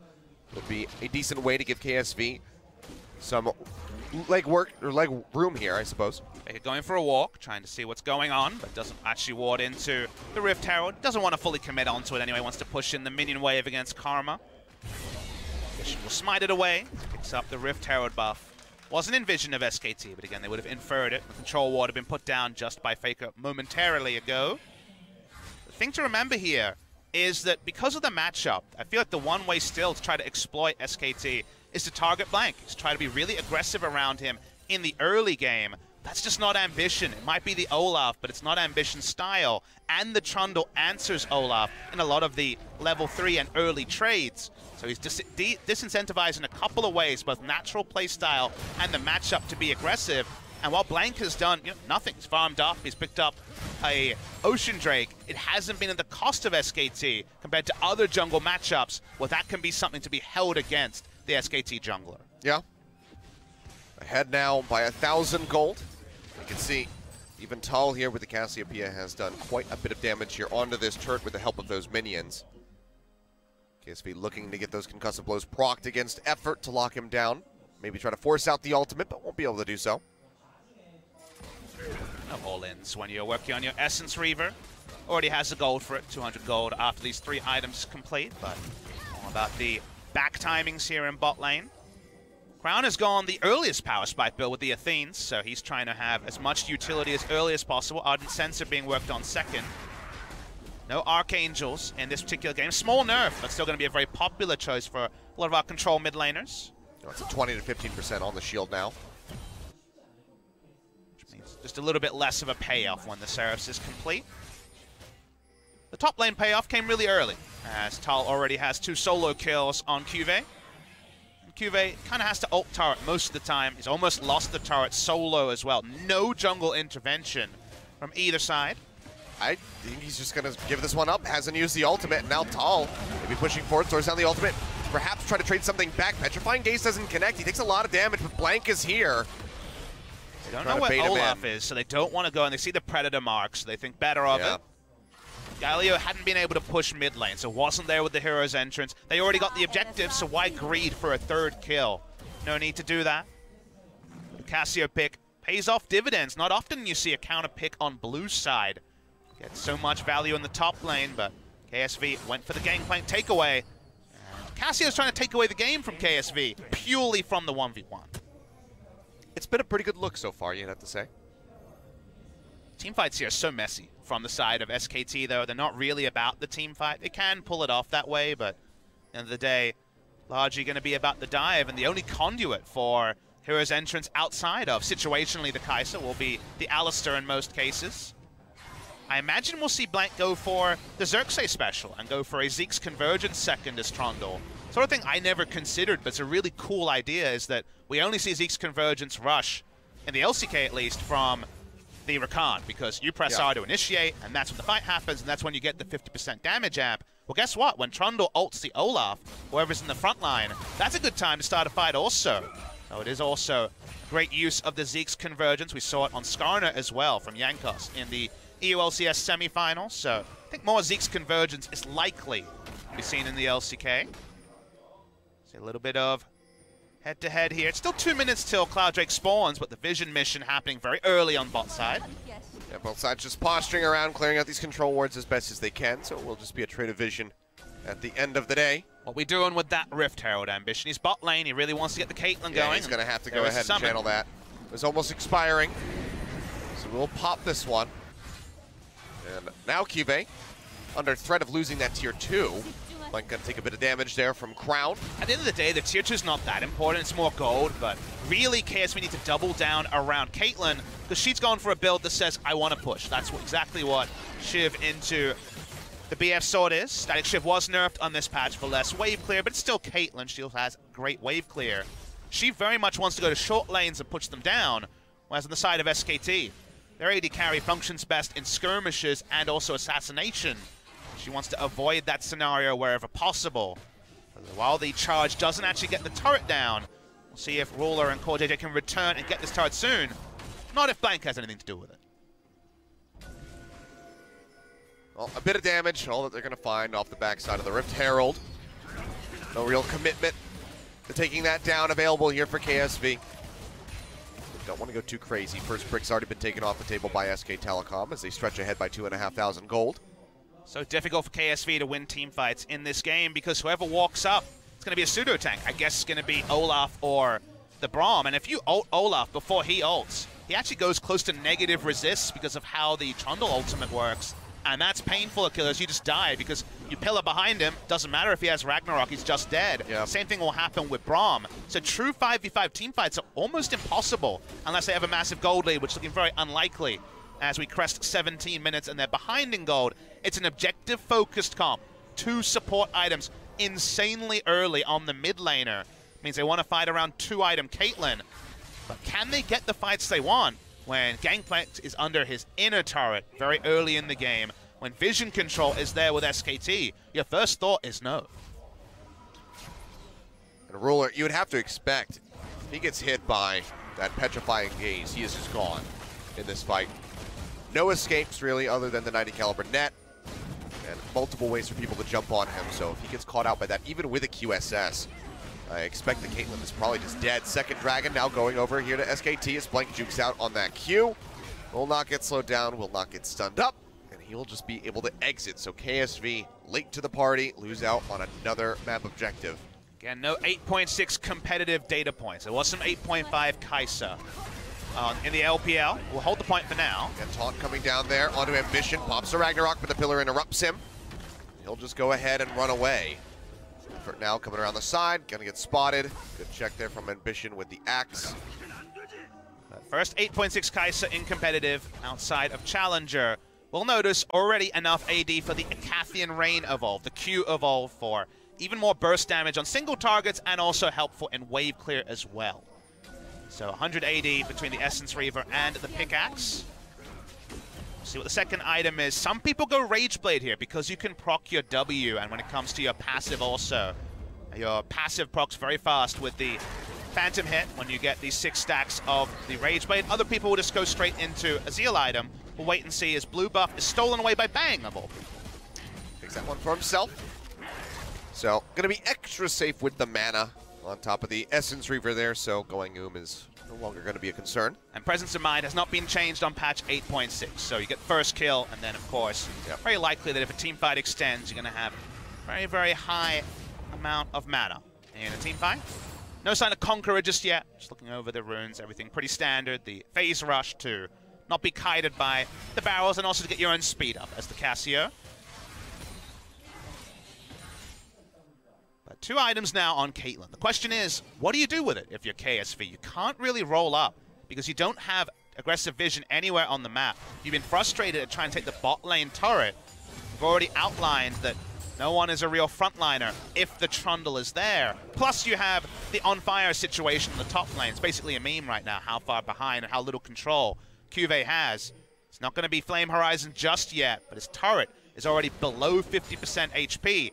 He's not got any help from his jungler because there's a looming chance of a 1v2, so at the end of the day, the Gangplank is on an island, and they want to play anywhere where the Gangplank isn't, ult, and hope they can win the 4v4, as they might turn onto Baron at 20 minutes. Remember, Cassio is traditionally a super high Baron damage dealer. Yeah, she is just going to go ahead and rip this one apart. Even without a Mountain Drake, Blank will have enough sustain. KSV don't know about it yet. KSV is hovering around the area, but he's going to be distracted by that control ward. Okay, they're now sniffing this one out.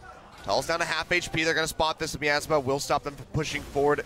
And SKT will peel back, but you can see they're willing to make these massive, risky calls. Credit to KSV, in order to get ahead. They did their problem solving. They say, who is missing? Where can we see enemies? It's 20 minutes. Okay, Baron is spawned. How fast can they do it? Decently fast. It takes them about 12 seconds to move towards the Baron pit. It was going to take about 25 seconds to take down. At the end of the day, you need to problem solve. You have incomplete information, even if it looks clear, when we have the map hacks as spectators. They're able to respond. The Baron could have ended the game in many ways, but no Baron buff for SKT off spawn. SKT, however, will go ahead and take down this turret. Poor KSV. Whatever lane he goes to, the turret just dies, it would seem. As Ruler and Core JJ have been rotated up towards that top side, so Bang just going to go ahead and get a second one for SK Telecom as they keep pushing forward with the gold lead. Hasn't been a massive snowball lead that they've been building up rapidly, but is steadily increasing. And it's not, it is Rage Blade second, so it's not going to be a Zeal item. You're not looking for your CDR and the full value out of the Essence Reaver in this build. It's a lot about mana regen, getting the Q active, and then also being able to abuse the new Rage Blade. Rage Blade was buffed in some ways and nerfed in other ways. No longer as good a first item on Kog'Maw and Varus. Insane on Jhin. Guys, Jhin is with fourth item, Rage Blade. Insane on this patch with how it's calculated. I believe that'll be changed on 8.7. It is live on 8.6.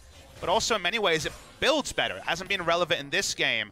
But before, you built a recurve bow, a pickaxe, and you felt really bad about the blasting wand and the recipe together costing a lot of gold. It was 1725 gold usually sat on to complete it. Now it's an amp tome and 690 gold. It's actually only 1125 gold, so 600 less gold you're sitting on is a big indirect buff to some of the best abusers of the on-hit being applied twice passive, the Devourer effect. And Kai'Sa's another one of those because how her passive interacts means a lot of missing health damage to a single target. So single target burst is what this Kai'Sa has. She's basically an assassin in AD Carry's clothing. Baron just being postured around here by both teams as they try to get some vision control. KSV will be able to move in at the end as FLICKR's going to get locked down, pops the taunt just to try to draw a crown in. Maybe to get a turret shot and have effort set up for that headbutt pulverize, but not going to be found. KSV do get some room to breathe as they push into that upper side of the river. Get some vision laid down, something that has been lacking severely on that side of the map for quite some time. Weirdly, the best news story for KSV is that SKT's Baron duo in many ways is Cassiopeia and Kai'Sa, and they can't be in the same spot because Cassiopeia is best used busting the Gangplank in the bot lane and having the teleport. So amusingly, it's going to be hard to group their insane Baron damage threats together. Means while their Baron threat is decent, it's not quite as big as the Cassiopeia. Here we go. JJ going to get jumped on. Now effort trying to kite his way back. They're not going to get rooted down, and Ambition has the flash to the other side of that pillar. Beautifully placed by Blank does cost them that, so KSV will be able to exit. No kills going over to either side. Flashes down from the support and from the jungler respectively. Very refreshing to see Olaf look vulnerable, but that's what Trundle can do with the pillar. Used to be the Ghost Olaf being countered by the Jarvan Cataclysm days. Now that we have Flash Olaf, Trundle is the most reliable way. Stop getting any value out of that ultimate. Has to flash away. No terrain gain on either side. Cassio goes back bot lane, and we regroup again, Achilles. Just keep doing it over and over again until somebody dies or until a Baron goes down. KSV in the meantime looking to get their first dragon of the game. Ocean, another one coming through. Be nice to pick up something. They've really got only a kill to their names. As Tal says, maybe not. He's just going to push over the side here. KSV yet again going down very low. Ambition able to finish that one up, but KSV has to flash away at the end of the day, and now Ambition's in a bad spot. Bang! Remember, his flash is down. The pillar comes through, and that's going to be a kill going over to Bang. Effort will get locked in. He takes a massive amount. The heal comes through, but Ruler manages to claim him in the end with the help of that red buff. FLICKR. Another one picked up. FLICKR coming around the back. Misses. Flashes in, but not going to be finding anything. Now he's too far forward, blocked off by that Justice Punch. Miasma comes down and he goes golden. KSV takes so much damage there on the core JJ, who can't really frontline any longer, but FLICKR, he's still in here. He's going to go down. Didn't have an escape plan, tried to go 1-for-1, can't do it. Takes a long time to kill the Galio in the reverse situation we already said. Trundle ults the first target, they die. Not the same busting power here as we see the fight go on. His Crown is grouped. Flank getting worked down. Q from the Braum, not going to connect. And KSV maybe can get a little bit of damage in onto this turret. Paul takes a hit. Crown goes low, but the hits are coming through from the Caitlyn. Ace in the hole will be blocked by Bang, and now Cubey is too far forward. Headbutt pulverized, takes him down as Bang claims another. You can tell what happens when 25 minutes of inaction are followed by some action. Everyone gets a little bit over the top. A couple of people go down in unsociable fashion. First it's FLICKR, who will be alive with teleport in 5 seconds and the hero's entrance. So SKT start to posture around Baron. Trying to get the surprise there. Cuvée can understand his frustration of being in the Cassio lane for the entire game. Gives away another kill, doesn't do himself any level of benefit. At the start of that fight, we saw a preview of this sort of assassination available to the side of the Kai'Sa. Insane in the 1v1. She doesn't have to worry about her own safety. We'll definitely see plenty of that on patch 8.6. KSV immediately shoving back out here. Multiple members trying to regain control of the vision around Baron. Vision will go ahead and get the control ward inside the pit. Core JJ feeling safe enough to push forward here for the moment, but now that he sees effort, we'll just have to leave that one standing. And they also get the Scuttle Crab, so some longer standing vision available for KSV around that side, as Tall is just going to steal away a blue buff. The rest of KSV interested in this turret. Effort goes forward, but might have just been to his death. Yes, it is. Reckless Swing comes through and Ambition finds the kill, but SKT are collapsing. Killer comes through yet again. Miasma catches so many members and they are just going to fall one after the other. A triple kill over to Tall. He will get taken down by Crown in the end, but the damage is done. The combination of the Miasma and just the sheer damage coming through from Hurricane on Bang was intense. Able to get a trade up in kills on the side of SKT, but they lose their Kai'Sa and their Cassio, so they can't turn it into a Baron, which is usually the reward for a fight around 27 minutes. Yeah, Effort now gonna respawn. A 2 for 3 at the end of that one, with Effort already having been killed. So you can see the power that SKT has with this composition, and KSV, they need to learn to play around this, or it's just going to be a whole lot more of that. They just can't Achilles with the comp they've drafted. That's why I like SKT's draft. We watched the replay. Effort says, I'm low, but I can be the conduit for the hero's entrance to come in. That's out of position. But Bang is feeling it. Goes in with the ultimate, knowing how much damage he can do. The Miasma on so many members. They have great follow-up damage, but it's with pretty significant cost as Cuvée is able to actually tussle and the tether from Crown lands. That means no Baron. Let's also talk about the item build. With Hurricane complete, there is now evolution on both the Supercharge and the Q. So Q and E are now evolved for the side of Bang. Able to, with over 100% attack speed, also in fights, dodge in and out. Oh, that gold discrepancy there. It's huge. So with the ability to go invisible. But remember that Hurricane bolts also proc the Supercharge, so you basically have close to 100% uptime on a crazy attack speed steroid like the Supercharge on Kai'Sa. 3,500 gold just about there between Cuvée and Tall. No free gold generation, no free lunches for the Gangplank anymore, and he was so well held in the 1v1 that we can't be surprised. Yeah, 5-1 and 2 is Tall after that triple kill comes in. So he's looking pretty scary. Seraph's Embrace completed, Void Staff with Azonia's, Henda Leandri's Torment. FLICKR as well is feeling pretty feisty with the Galio, not going to be seeing the Abyssal Mask.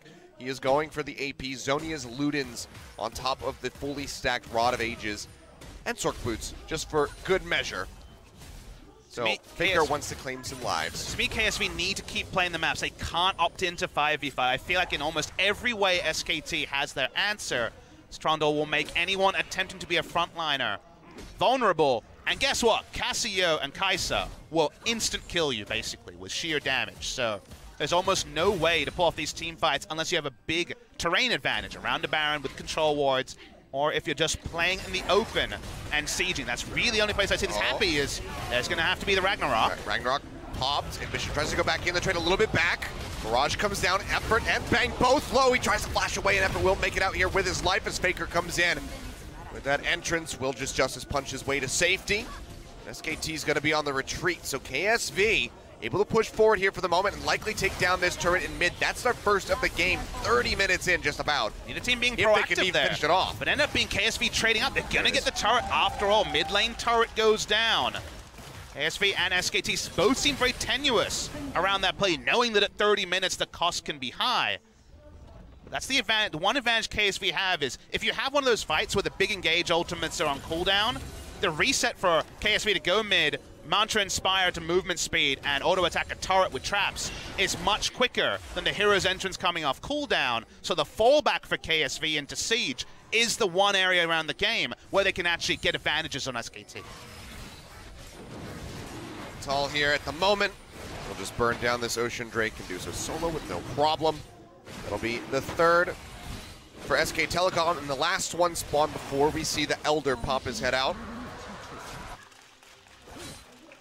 So set up nicely for that one is SK Telecom, because you think about the true damage coming through off the back of this Kai'Sa and this Cassiopeia, and it just sounds disgusting. KSV will have to fight tooth and nail to stop that once the Elder enters the rift. I see the build coming through from Galio. It's gone for the Ludens. First time we've seen Ludens Galio in the LCK, so 20% CDR there. Most Galios go Transcendence for another 10%. Depending on the rune page they use. There is Sorcery second here for FLICKR, who went Aftershock for the early resists. But high CDR for the hero's entrance returns. Again, Kai'Sa, really good in skirmish. 1v1, 2v2. In 5v5s, if your tank line is stronger, which I believe it is, very strong. In sieging, well, that's the one area she's not really set up for, even with the range buff, 525 range. Nothing massive, so for now, SKT unable to break the mid lane turret. That's delayed their game plan as they want to play around Baron, peel, put down a pillar, and kill the first map. Shout out to Tal, who did get that Flame Horizon at the end of the day. Has had it for a little while now. Blank throws down the pillar. Members of KSV going to be slowed up. The Blank already takes a bit of damage there, and the shields will just help KSV eject themselves from the fight. Mantra on cooldown for about another 10 seconds, so something to return to, but SKT, it's all about posturing. One control ward at their entrance, one in the river for KSV. No forward vision for either team, though. Makes them so tenuous in these 5v5s. The pillar down, FLICKR goes over, he catches multiple members with the taunt. Core JJ throws out the Glacial Fissure, only gets a pop up there onto Effort, and now Tal comes around from the side, takes a big chunk of damage from Ruler, who trades it back, tries to keep them out of the fight, and nobody's gonna die yet. KSV push forward yet again, poking out with the Qs from the Caitlyn, with the axes. FLICKR goes forward, but he might just be punished for it, as the Zonias keeps himself alive, and Ambition is there, and he takes him down with a reckless swing. So good at kiting out. They're really using the Inspire so well here at KSV. They're going to turn on to Baron from this, you'd have to think. They're able to disengage. All flashes are used, but then SKT goes back in without actually being in right formation. So all summoners being down on both sides, basically, is turned around, and KSV should get Baron. Yeah, the shields will go ahead, keep Ambition in the fight. He can sustain off the swings from the W. 5,000 health on the Baron. Coming through, Tal getting ready to rejoin, and KSV is peeled off. They get the lockdown there onto Blank. Bang, firing off, gets most of that damage blocked there by Core JJ with the Unbreakable, but he is still dangerously low, and now SKT, maybe just looking for this mid turret. KSV is trying to find their way in. Pillar stops them from getting there, gets in the mid lane turret. Effort goes forward, but can't find anything. The Ragnarok pop perfectly timed, but Bang goes over with the R. The Killer Instinct helps take him down, but maybe he's overextended. He has. Ruler punishes him. We have Lee Syndrome, there's some Kai'Sa Syndrome too. If you take that R, you're never sure exactly where the fallback will be. He swaps his life for the enemy jungler. Not worth it as an AD carry, even if the Smite and Cassiopeia is on the Rift. It's our first game of Kai'Sa in the LCK. There's plenty of bugs to be worked out, both in terms of build path and in terms of approach. But SKT, they're just going to go to Baron anyway, because they saw the full reset from KSV. They are going to hard commit to this one. The TP now coming through onto the backside. Cube getting ready to arrive. Get it. No barrage available. He's going to have to try to seal this one out, but the miasma comes through, and SKT will be able to get the Baron, but can they make it out with their lives? Hiding up towards the top side of the map where they still do have that turret, but KSV is hot on their heels. They're going to engage this. Tal going to get locked down. Petrifying Gaze comes through. He finds one. Will be Crown going down. The Redemption not fast enough. They deny one buff, and that's going to be it. both these teams have made some pretty big calls, some wrong calls, some right calls. At the end of the day, both these teams are 9-9, 0 game score. Neither of these teams have been dominant, but we're seeing the in-the-moment calls actually separating the teams. You lose your AD carry, you remember, wait, we have Cassio, and we see the entire enemy team disengage. We do have the ability to rush down the Baron, and that's the correct call from SKT that they wouldn't necessarily have made 3 weeks ago when their fortunes were a lot more lean. Really close stuff here between both teams. Not clean in either way. You do take away 1 Baron buff here, but a top laner swap for a mid laner is not a big win either way. So 3 Baron buffs remaining here as Bang had not respawned, so SKT have that to work with. Odd timing on that statement, Papa, because right now they are 9-9 with 0 match score. That's true. I appreciate that. I always love when a plan comes together. What we've learned about these comps so far, because we're still learning a lot of the analysis around the Kai'Sa in particular, is that KSV do have a very strong fallback if the first target doesn't die. If they have flashes up, Olaf walks in, he gets ulted by Trundle, he flashes away, and then the enemy team, if they've used too many of their ultimates, then Mantra Inspire can just win the game through pure movement speed and the Caitlyn free hitting. SKT, with the right terrain, can delete that first member, then they should win the fights more comfortably. A lot of conditional statements there. All you need to know at home is that these fights are very, very even as we go on. And maybe the Kai'Sa positioning needs to be a little bit more safe. However, the Death's Dance is complete, not rushed by Bang. It's completed at 4th item, which means now the amount of selfish lifesteal he'll have out of his Q in particular. If you're dueling, if you get a 1v1 as Kai'Sa and have 20% damage reduction and insane physical damage spell vamp in many ways from your Q on a single target, it's almost impossible to lose a 1v1. SKT now. Baron left for just over a minute as Effort is looking for an engage perhaps. Core JJ going to be caught out. They'll get locked down, throws down the Glacial Fissure. Redemption comes through and takes a little sidestep there with the stand behind me. Mirage has started chunking people down. Blank will have to flash over the wall. Pillar is down, and also note that the Trundle ultimate is down. Very, very useful to deal with the Olaf. That's on cooldown now. Ambition's flash about 20 seconds away. That's another important thing to remember. They currently have the inside track on the Elder Dragon as well as control of the vision in the area. They can do this insanely fast. KSV cannot take any liberties. They check it now. Running it down at Effort. He's going on a solo mission around the backside. Secret Agent Alistar finds the gangplank, knocks him down. Killer Instinct immediately there from Bang, and he will scoop up the kill. Elder Dragon still being taken, and Ambition, he's chunked out, has no way of getting in there. SKT will be able to claim this. Only 20 seconds of double buffs stacked on top of each other, but Elder Dragon times 3 equals a lot of true damage here. They can use to just rip apart KSV. Ignar-esque from Effort, very nicely done. They don't want to make it a 5v5 where you abuse shields, find someone alone away from the Karma, and you will have deletion damage from Bang. So well played, and look at how short the cooldown is. We're going to have the Kai'Sa ultimate up again in half a second. Yep, can go ahead and just pile over the wall should they want to go for the dive. SKT pushing on multiple fronts here, Tall on the bottom side, FLICKR in the mid. Just knocking down that inner turret, top lane still standing. But that's just going to be the only reprieve here for KSV at the moment, as they are in such a bad spot. That Elder Dragon giving that one over to SKT was probably the last line of defense for this team. Well, unless they can pull a miracle out of the nether regions. Remember, the real last line of defense is putting down traps against a poor siege team. They still have that. This is true. It is actually still really tricky for SKT, short of a full-on turret dive, to break the base. So that part is at least going to delay the game further. This one could go long, guys. It is at 40 minutes almost on the clock. While it seems like SKT have a lot of the better options, I like their 5v5 options. They've shown now if they get the right flank, they can subvert some of the Karma power. All that gets harder to do as you're going into very heavily defensively orientated terrain, like the enemy base, like the enemy inhibitor turrets. I don't think SKT will look for the turret dive unless it's the overlapping second Elder Drake and Baron buffs. But with the items as they are, with the Caitlyn at 6 items but so far frustrated when it comes to finding damage, short of another Kai'Sa positioning mistake, it seems like SKT can just overwhelm whoever tries to be a frontliner from KSV, because it's just an Olaf and a Braum. It's nothing to write home about. Well, 10-9, SKT with a very clear lead. Only 25 seconds left on that Elder Dragon. Effort goes poking forward, says nope, not going to go that way.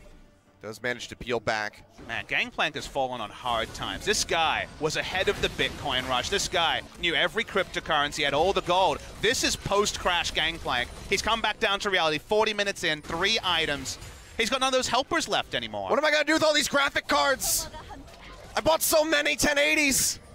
Apparently they're not working out for poor Gangplank in My this game. life savings.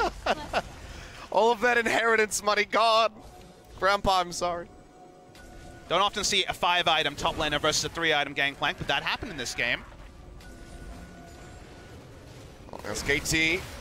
Ward's coming down, looking for an entry, and Effort might have found it. Pops up to Ambition, gonna go ahead, try to get his way out of there. Finger goes in for the taunt, Justice Punch connects in. Ambition goes low, and he's gonna die. Finger goes golden, but he'll get taken down, but now Bang is into the back, but he's isolated himself. He finishes off one, and gets all of them! Triple kill, Bang! Are you kidding me? Insane play from him. He manages to stay on top. That's a death dance in action, and now SKT will go straight through the top lane. They'll take the inhibitor, and they're gonna take game number 1. And that's why you first pick the Kai'Sa so strong. He's chasing on for another kill.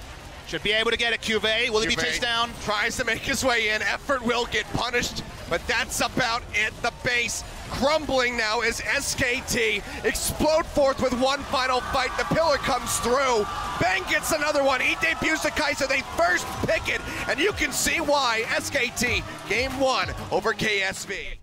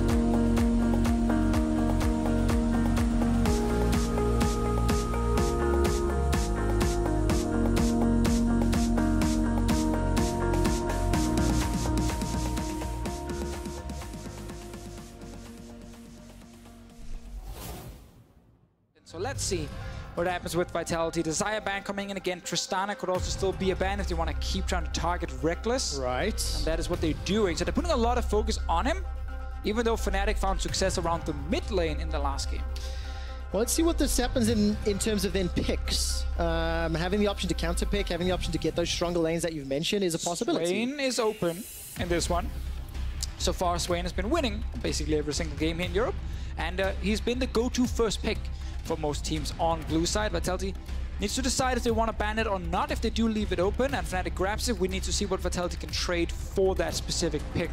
And of course, we've seen Bwipo utilizing Swain already at a slightly difficult early game. With Jhin removed, insta-lock Swain. There wasn't even hesitation there. So I just want to say this from...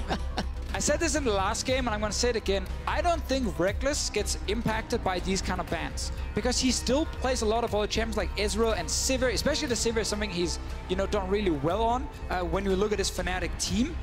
And it's not about him winning early game. No. It's not about him winning lane. It's about him playing team fights very well when we see Fnatic very often win their games. Of course, there are the one-off games where he just gets 5-0 in lane, but that's not what Fnatic is playing around.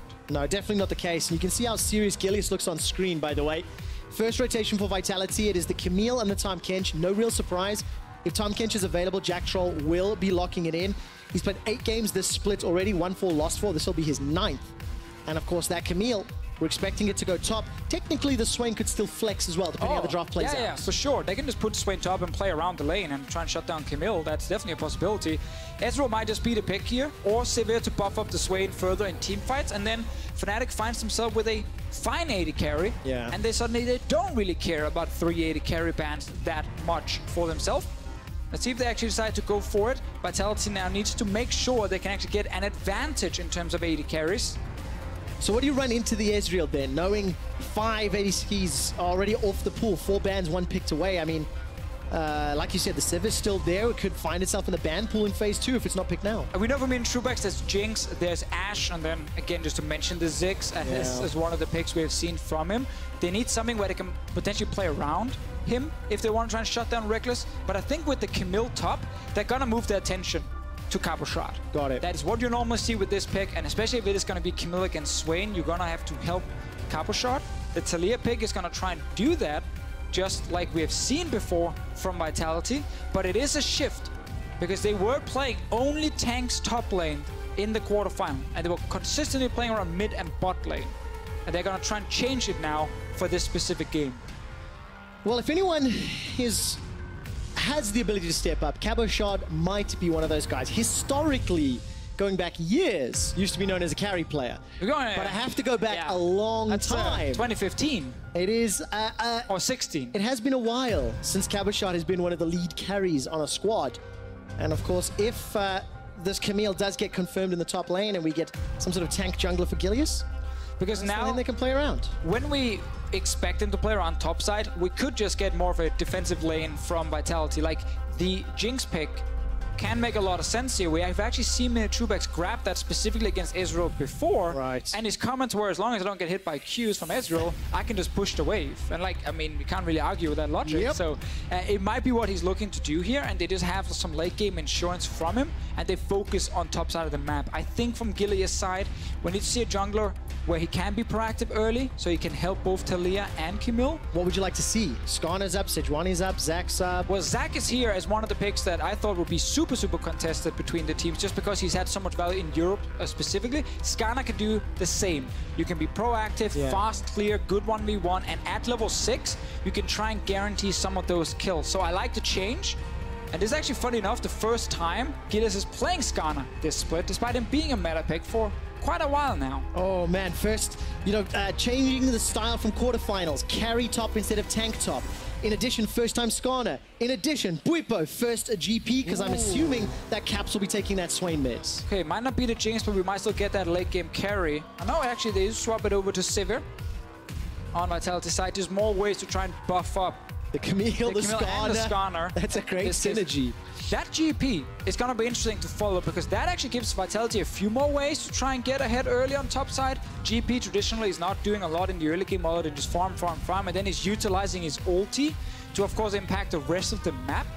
But going for kills against him with Camille, Skarner, and of course Talia, he's going to be squishy. Yes, he can eat an orange to get out of some of the CC, but you're not getting out of Camille ult. No, you're not. Sure. And of course, you're going to get run down by Camille, Skarner, Talia, Sivir, once they start playing around that lane and grouping up.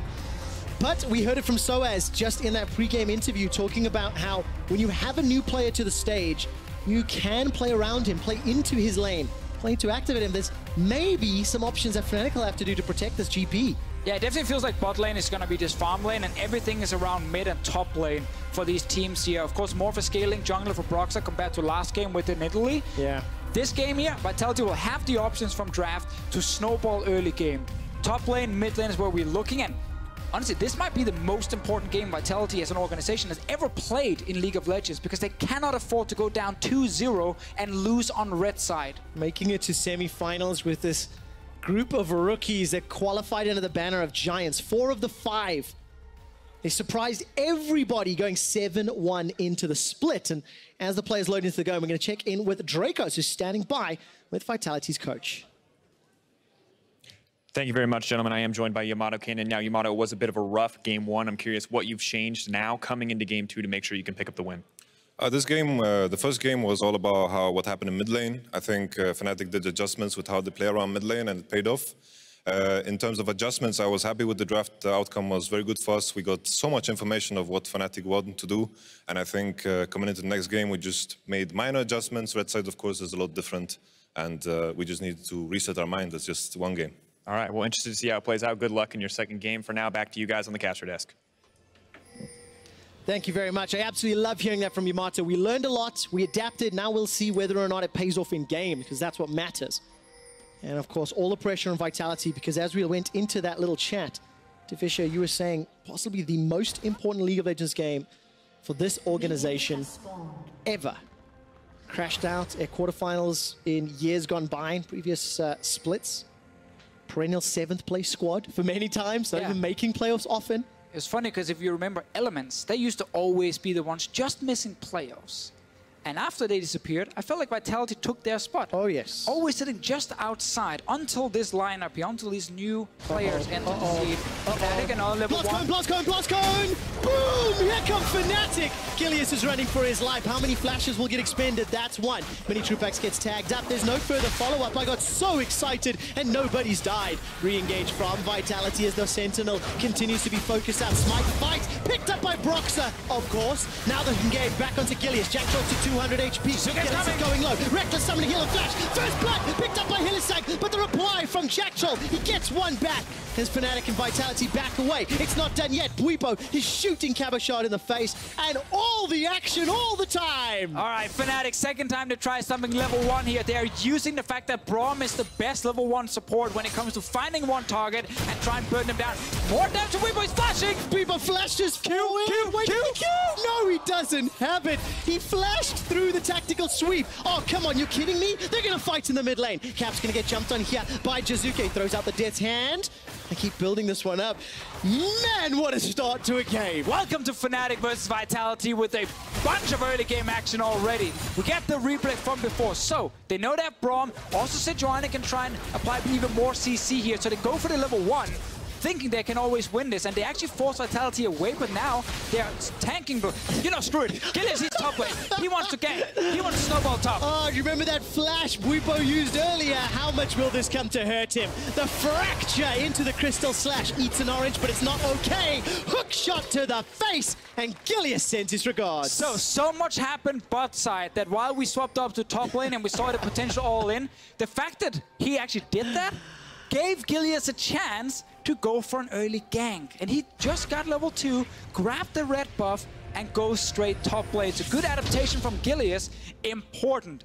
Gank from level 1 is also great because his parlay deals pretty serious damage there. Camille can't do much pure level 1, but then when he uses flash, he sets up an easy gank. Cabochard gets only the assist for himself, but at least he gets a bit of time to get some farm. Oh, even as far as gold is concerned in the game, both supports were the ones that picked up the kills in that exchange at blue buff. And it's Gilius that's picked up the first gank, so he's got a minor advantage over Broxah for now. Yeah, and small advantage bot from Mini Trupax with the fact they actually killed Reckless. It was Gilius who died on the other side for Vitality, so that didn't really set the lane behind. And Mini Trupax has been able to go down bot lane and get early push for himself. But okay, we've already seen what Vitality wants to do. We talked about in the pick and ban phase, a lot more focus around top side with this Camille pick. Especially against Gangplank, who's going to be squishy, going to take a ton of damage in these fights, and there's going to be a Taliyah coming later to try and shut him down. Well, Bwipo didn't quite get the powder cake chain just a moment ago. Cabochard was able to use that passive, block a lot of the trades, and he's currently shoving the wave into Bwipo. Yeah, notice this minion wave here. Now, as Fnatic, you can communicate. This wave will push top lane. There's no flash on Camille. So there is a chance that a play can happen on top side, or at least force Cabochard to play a little bit more passive, because he's scared. He knows he's going to overextend to push this all the way out. Brox, on the other hand, though, he's saying, no, guys, I just need my camps. I don't want to go top lane here. The wave, nope, don't care. So Cabochard will get to push it out, won't get forced away and potentially lose even more CS. All right, so he can maintain that advantage. Try to push ahead, keep the pressure on Cabochard's side. Because once the wave once the wave pushes back, then all of a sudden there's another opportunity for Gilius to jump back in there and play around that lane. There's a lot of back and forths. In that case, Gilius can actually go top side now. He can go for the Crux, clear that camp, and then see if the Gangplank is overextending or not. Sadly for Gilius, he's only level 3 to level 5 of Broxah because he lost, of course, the initial camp. Then he went for the first gank, and he's actually been set pretty far behind because of it. See if he can get a bunch of kills to get some experience back or not. It's interesting to see what Gilius will do as this early game plays out, because what we've learned from the regular season, Gilius giveth wins from the early game and Gilius taketh wins in the early game, because he really is the tip of the spear for that squad. It is very true. He's the man who sets up everything early, and then Jizuke takes over after him. But now we got the level 6 on Taliyah. We've talked about how go top lane can be the answer. Gangplank cannot get away from the Camille ult itself. But it is not available yet, because Cover Shot is only level 5 on his side. So Jizuke will have to wait a little bit longer. Classic support move, trying to be a nice guy and save the CS for your AD carry. And then you get poked. Yeah, take the life of support. Mini Troopex, by the way. He finished that recalls, come back into lane with the BF sword. And now Hilly and Reckless a little behind in tempo there. Gilius continues to show his face top, continues to play around this lane. It's what we talked about, him doing the Crocs. He got a little bit delayed because he went mid first. Fnatic seem to be aware there's a high chance he's up here. Broxah is on his way for potential lane counter gank. Let's see. Caboshot is trying to set it up. Gilius going in, but I think the Gangplank is too far away. Weepo's got access to that cannon barrage, and Gilius didn't stop to kill the ward. It was a control ward there, so... Doesn't want to waste any of the time. Now, Brox is going to be available if any possibilities open up. Neither top laner has a flash. Weepo takes a big chunk of damage from that hook shot and sweep. And looking at the mini-map, there's a potential roam from Caps. And if a Jizuke can push out mid, he can go top lane first. Caps is trying to match the push and then walk with him, seeing as there's no TP on him. Oh, a lot of damage. Ricochet, not going to have the range. Good first back from Mini Truebacks grabbing this BF sword. I think Reckless just got interrupted as well by Jack Troll, just denying even more time. It's a good play from Vitality's bottom lane, and meanwhile top, no follow-up gank, flashes back up. Oh man, the tension continues to build in Game 2 of the semi-final while Reckless has backed away. A reminder that we've got a new way to watch the game. If you head over to twitch.tv/riotgames2, you can check out Reckless's point of view stream. Watch the game through his eyes. After consulting with Fnatic's management, it's important to know the overlay has been adjusted to show more of the action. Twitch chat, we got you, fam. So go check that out and let's see what they can do. Back to game though. And back to this, 8 minutes in, even on gold. The game plan's playing out exactly as expected, but does Gilius need to do more for Vitality? I mean, he already did execute the first gank. I think him farming for level 6 is fine, but it is a problem for him that he's still slightly behind here. I think the only unexpected thing was Vitality's bot lane getting that advantage from the actual level 1 because they killed the AD carry, which was big. Yeah, they lost the blue buff, but they got the early control on bottom side, early recall from Mini Truebacks with the BF sword. So this bot lane turret, just in the 2v2, is extremely low. There's a high chance Vitality can secure that first turret for themselves. And they start playing the map even more. Yeah, then you have Tahm Kench. So the moment you can unleash him, you get a lot of tempo advantage when it comes to lane swapping with a Tahm Kench ulti. So there is a way for Vitality to just swap bot side now, try and secure the first turret. I mean, swap bot side with where to put pressure. Get the first turret and then use that to open up the map a bit more. Reckless with classic Tier Sheen. That means sit back and kill minions with Q. You're in that power trough of your tier, you know, going back legacy days. Your legacy team, you got to bring out the legacy stories to Fisho. Drinking game, by the way. Every time Trevor says legacy, drink at home. And that was 3 right there. Well, there we go. It only just started now, so those don't count. Looking at Broxah, he's going to show his face down the bottom lane. That tower's under a lot of pressure.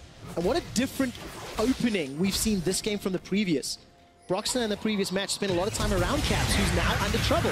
Gilius gets the flash impale backwards. Good damage from Jizuke. The seismic shove connects as well. Here comes Jack Troll, and Caps survives a very long time before Gilius takes him out. Broxah wanted to get an assist there and hit his mid laner in the face. Did not save his mid laner's life. Vitality with another good kill. I think that surprised Caps so much because Jizuke wasn't even back in the mid lane when Gilius flashes into ult him, pull him back, then stun him right after, keeping this Swain in check for so long that Jizuke and Jack Troll showed up here. Now they're invading for this blue buff. Vitality, much better early game. They're getting kills around mid. They've gotten a kill around top. And look at Caboshot on this Camille now, applying a ton of pressure. Yes, first few levels, it kind of sucks against GP, but then you're more than fine. Small reset to the blue buff. This could help Fnatic out, but Caboshot's being pulled down to support. He's got 20 CS up just shy of that against Bwipo. Now Caps is in trouble. Gonna get caught out by the Hextech ultimate to Brox's ultimate's on cooldown, remember. Dash over the wall. So is Demonic Ascension.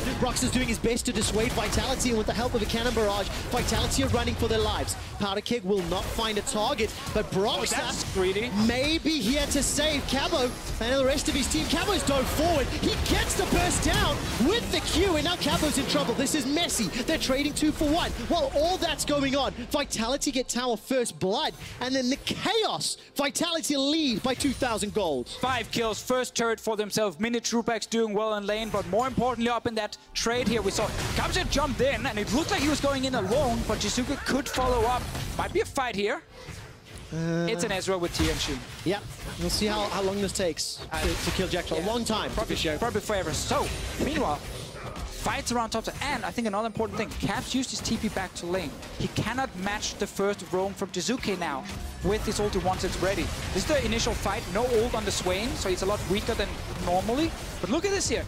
Vitality disengaged, he's like, okay, they're done because there's a full HP top laner coming, but Kabashot then calls for himself to go in and try and kill Broxa. He's alone 1v3 at the moment, but he deals enough damage to kill the jungler, and then Jizuke shows up to make sure it's a 2-for-1 trade. We both thought it was too eager. We both thought, and you know, Vitality on the same page. The comms in the fights to Fishio are so good. So Vitality, they've got a number of kills under their belt. They've got kills on their carries. First Dragon, Infernal. First Tower, secured. And this is the early game that Reckless himself was saying he was scared of. On the Euphoria podcast, talked about the power that Vitality have at this stage of the game. He predicted 3-2 himself, which actually surprised me, because normally players are always like, 3-0, we got it, easy peasy. No, you're saying there's a lot of good things Vitality can do, especially early on. So I'm very happy as a viewer of this game that we get to see that in Game 2. Yeah. We get to see why teams respect Vitality early on, and a lot of it is actually coming down to Gillis on the Skarner being very proactive. Yeah, very proactive, and if you guys look at the minimap, I'd like to take a look at Vitality's vision from the bird's eye view. So we're going to zoom all the way out and show you just how deep into the bottom half of the map Vitality can now see. So there's some options and some ways to apply pressure to Fishio. But now because they've spent so much time bottom side, they got Infernal Drake because of the vision, they got the first turret, they can swap everything top. So we can just go back to normal as both teams are hovering around, both mid and top lane. We've seen Fnatic's dual lane also matching, go top lane, knowing, okay, there's going to be a Sivir, there's going to be a Tahm Kench showing up, and they need to try and stop the bleeding. 1,500 gold at 13 minutes. Already 7 kills on the board total. And of course, the Rift Herald is a focus, but not worth investing huge resources. For now, Jizuke is going to be the target. That's a flash forward from Hylissang. Never Move comes down. That's going to slow Jizuke down. In comes Brox as the Seismic Shot buys some time. Glacial Fissure knocks Gilius into the air, and the Blast Cone keeps him in place. Fnatic finds 2, and they open up the mid tower. I was just about to talk about their ulti being ready for Jizuke. Now he could roam away from bot lane, then Fnatic just go mid and flash straight onto his face. 2 kills for them, a bunch of damage on mid lane turret. Mini Truebax, however, is trying to respond top lane with Jack Troll, and they will be able to get another turret. So while we get all the fights around the other members, this Sivir and this Tahm Kench, with the early kills, they're doing everything they can to just farm and secure turrets for the team. Let's see Hylissang onto the 1 minion that's betraying Jizuke here, allowing Hilly to jump on it and actually get in melee range of the Talia. That's a kill. And it's another one onto Gilius. A good group around mid. Nice aggressive play from Hylissang. Oh, such a good play. That's definitely tweet-worthy when LCS big play. But Vitality, they still maintain the objective lead. They've got the Dragon, they've got the towers. In theory, they have the options to play around the map. And of course, this waddling Sivir, always going to be difficult to deal with, no matter what stage of the game, because of how well Mini Truebax has started. Although, as I say that, forced to use Summon, a heal, and the ult, just by taking a lot of poke from Reckless. Moving around mid lane again from Reckless and Hylissang. Obviously, if you are Vitality, you have both Tahm Kench and Talia ulti, so there's 2 big abilities to actually move around the map, and both kind of want to sit mid. Now they're looking towards bottom because they are both mid, and they can use them now. Oh, Bwipo's just going to get run down here. Jack Troll's coming in for good measure. Everybody's in the bottom lane, except Mini Truebax, who will get the kill credit. Hookshot bounces forward, it's Cabo Shot that takes him down. Mini Truebax's Summoner Flash has been used, gets a lot of good damage down into Reckless and Hilly, but not enough. 1 for 1 It looks like Reckless will get some damage on the tower. And that kind of play from Vitality is very good as long as the guy on the other side walks away from his lane instantly, because you know the enemy team, the only answer for them is to cross-map you. Minitrubek sadly found himself under that turret. Instead of just stepping back, realizing it's not about him at the moment, he gives up a kill in return. Fnatic is starting Rift Hell, but I think Vitality, yeah, they're fast enough to stop this. Even it out, they just trade 1-for-1 in kills. And Gilius can get control of the Rift Scuttler. Yeah, really important that Fnatic didn't get an extra advantage. But the way this game has gone, Deficio, I think we're in for another fight. Not a lot of ultimates available on the Vitality side. Only Gilius is impaled. Broxton and Hylissang waiting for some support from Reckless and Caps to make their way in. Long range on that Swain double. You can get thrown down at a moment's notice, and he's got full stacks on that Soul Shard.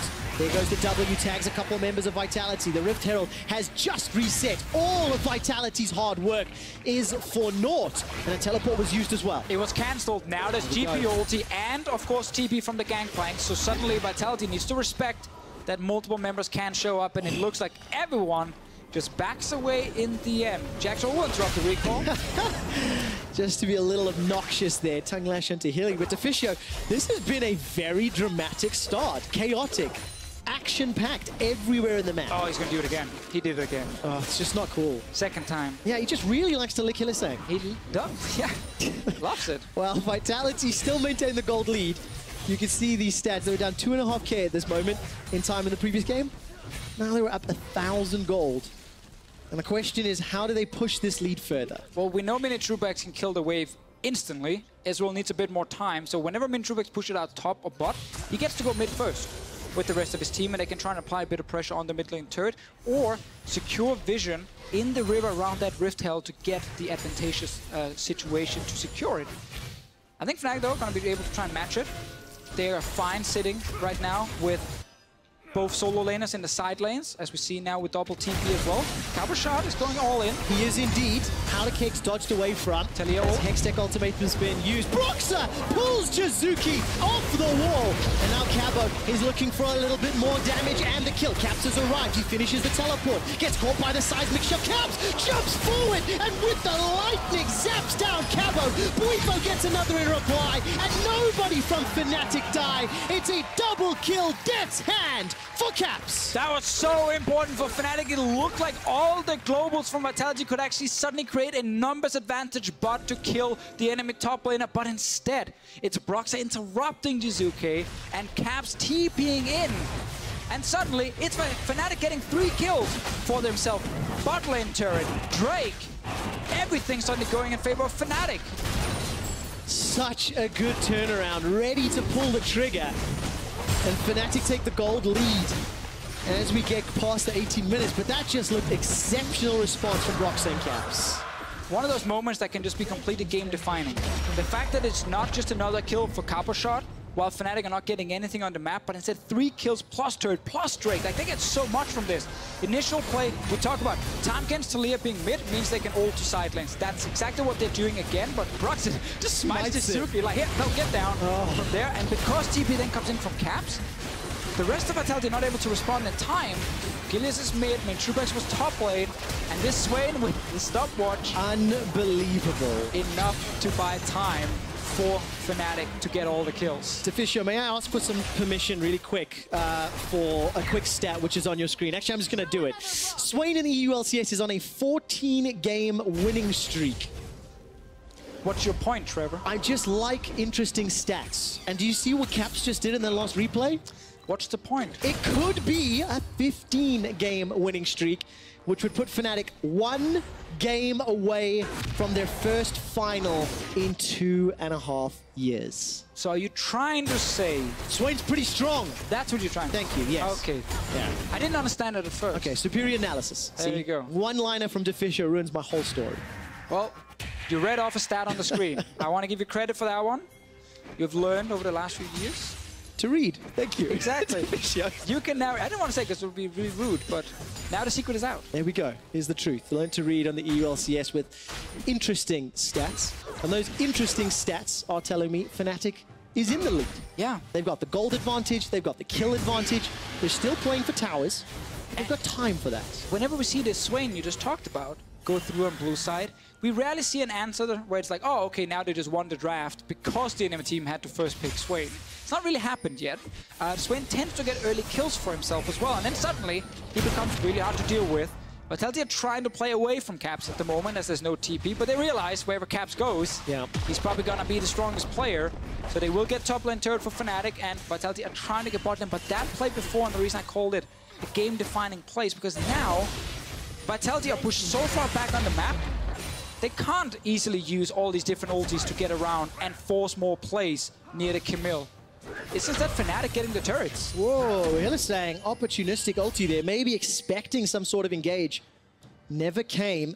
So Glacial Fissure is on cooldown. Baron just spawned a few seconds ago. You can see instantly how all the vision is set up around the top half of the map. Jack Troll uses that cleanse and flash to get to safety, then devours mini true packs. While Bwipo's being dived on the bottom lane. Cabo shot plus Jizuke take him out at the cost of a mid-outer turret. This will allow Fnatic to secure the third of the game, and they're not done yet. Can Vitality get 2 turrets bot lane plus that kill? Then this can be worth it, but mid lane? Well, there's the flash. Winter's Bite won't find a target yet, but look at Caps. He's flying forward. Kill credit secured by Broxah as Jack Troll is taken down in that demonic ascension form, and now Fnatic, they're going to look for the tower. There's no minions mid, however, for Fnatic to try and kill the turret, so it's going to take a long time, and they have to back away for now, but next wave is on its way. Jizuke is running from base, but no, they can't do anything. So, Vitality create the play bot side, they get 2 turrets and a kill.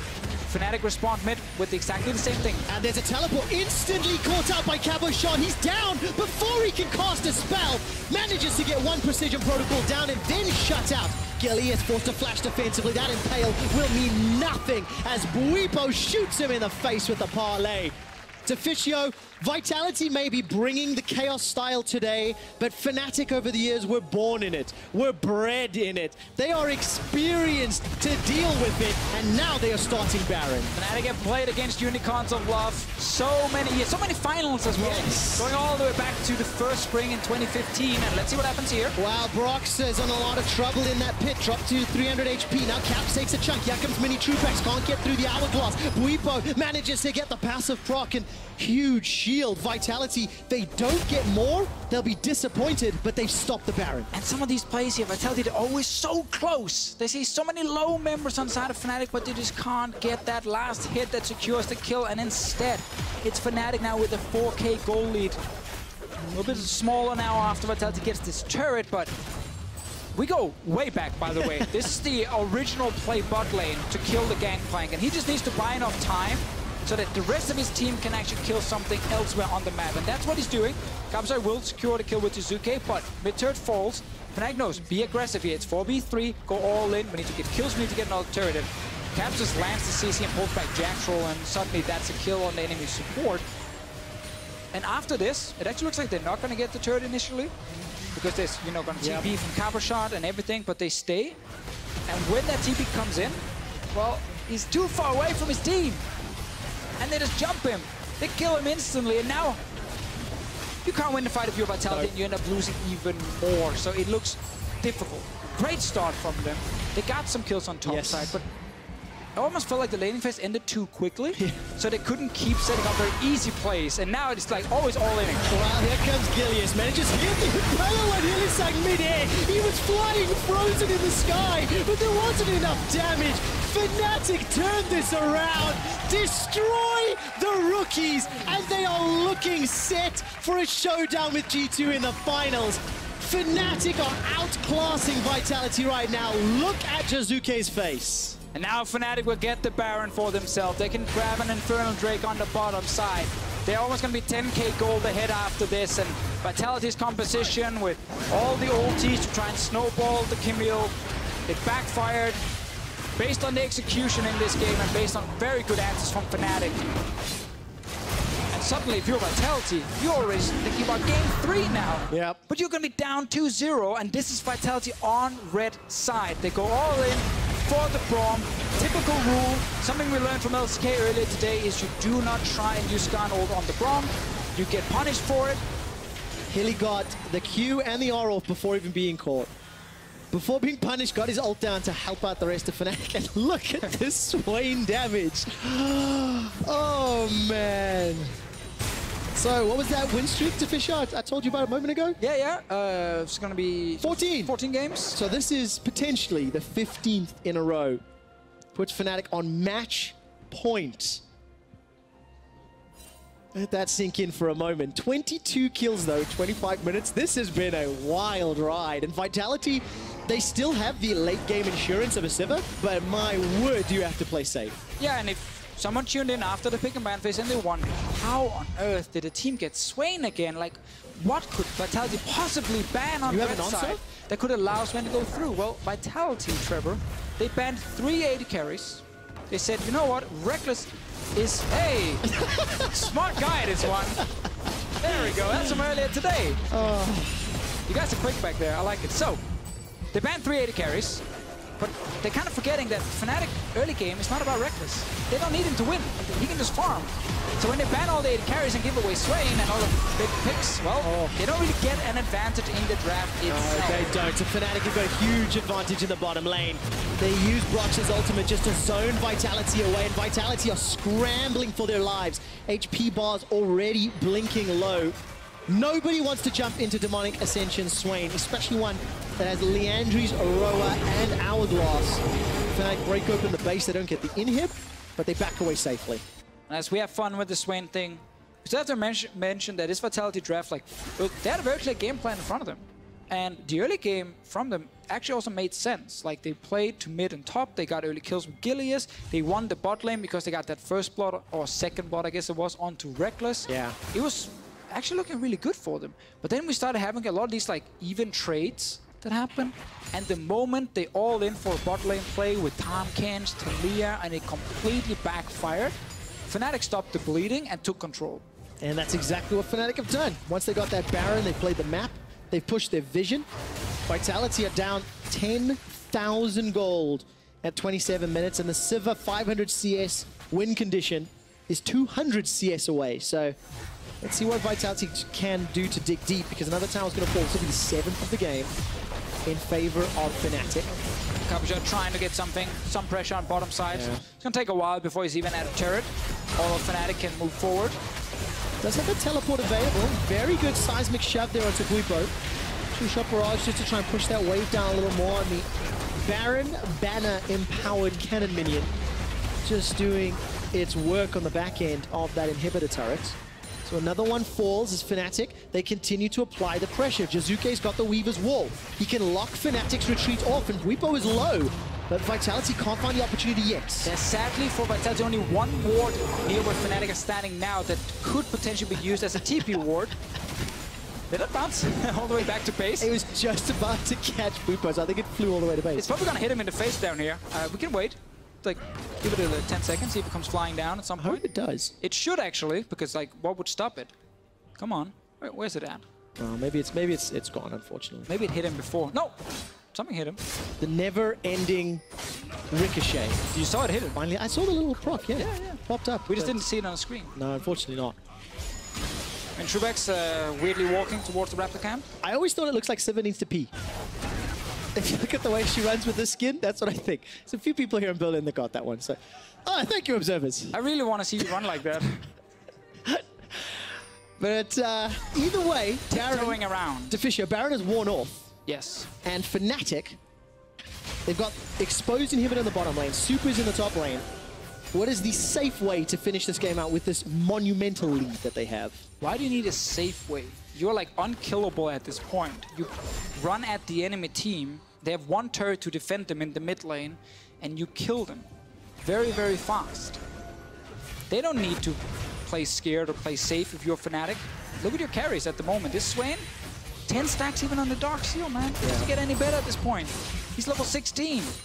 Flash into the enemy face and kill them. All right, let's see if they can do it. Flash is available. Gonna push into the bottom inhibitor. Enemy faces available. As exposed. I'm looking at flashes on the side of Vitality. Everybody's got it up. The powder cake's not going to do any damage. There's not a lot of minions to work with either.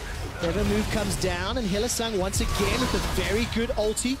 Swain's passive pulls Gilius back, and that means he's not going to find the engage. Flash was used defensively. Impale, not used yet. There goes the forward. Fnatic, screw the safety. Super's on the top tower. They're forcing Vitality back. Reckless is on a rampage. Guipo Buipo gets another. Vitality are running for their lives. 3 members down already. And Fnatic take down the Nexus turrets. Fnatic turn their attention on the camo shot. He's going to get the Hextech ultimatum down, but will not be able to get a kill. Caps' passive pulls him backwards. Everybody from Vitality is being crushed. Only Buipo, he goes down as Jizuki takes him out. Finally, Reckless shuts him down for the ace. The 20th kill in 30 minutes. The Nexus becomes the focus, and Fnatic are 1 win away from finals.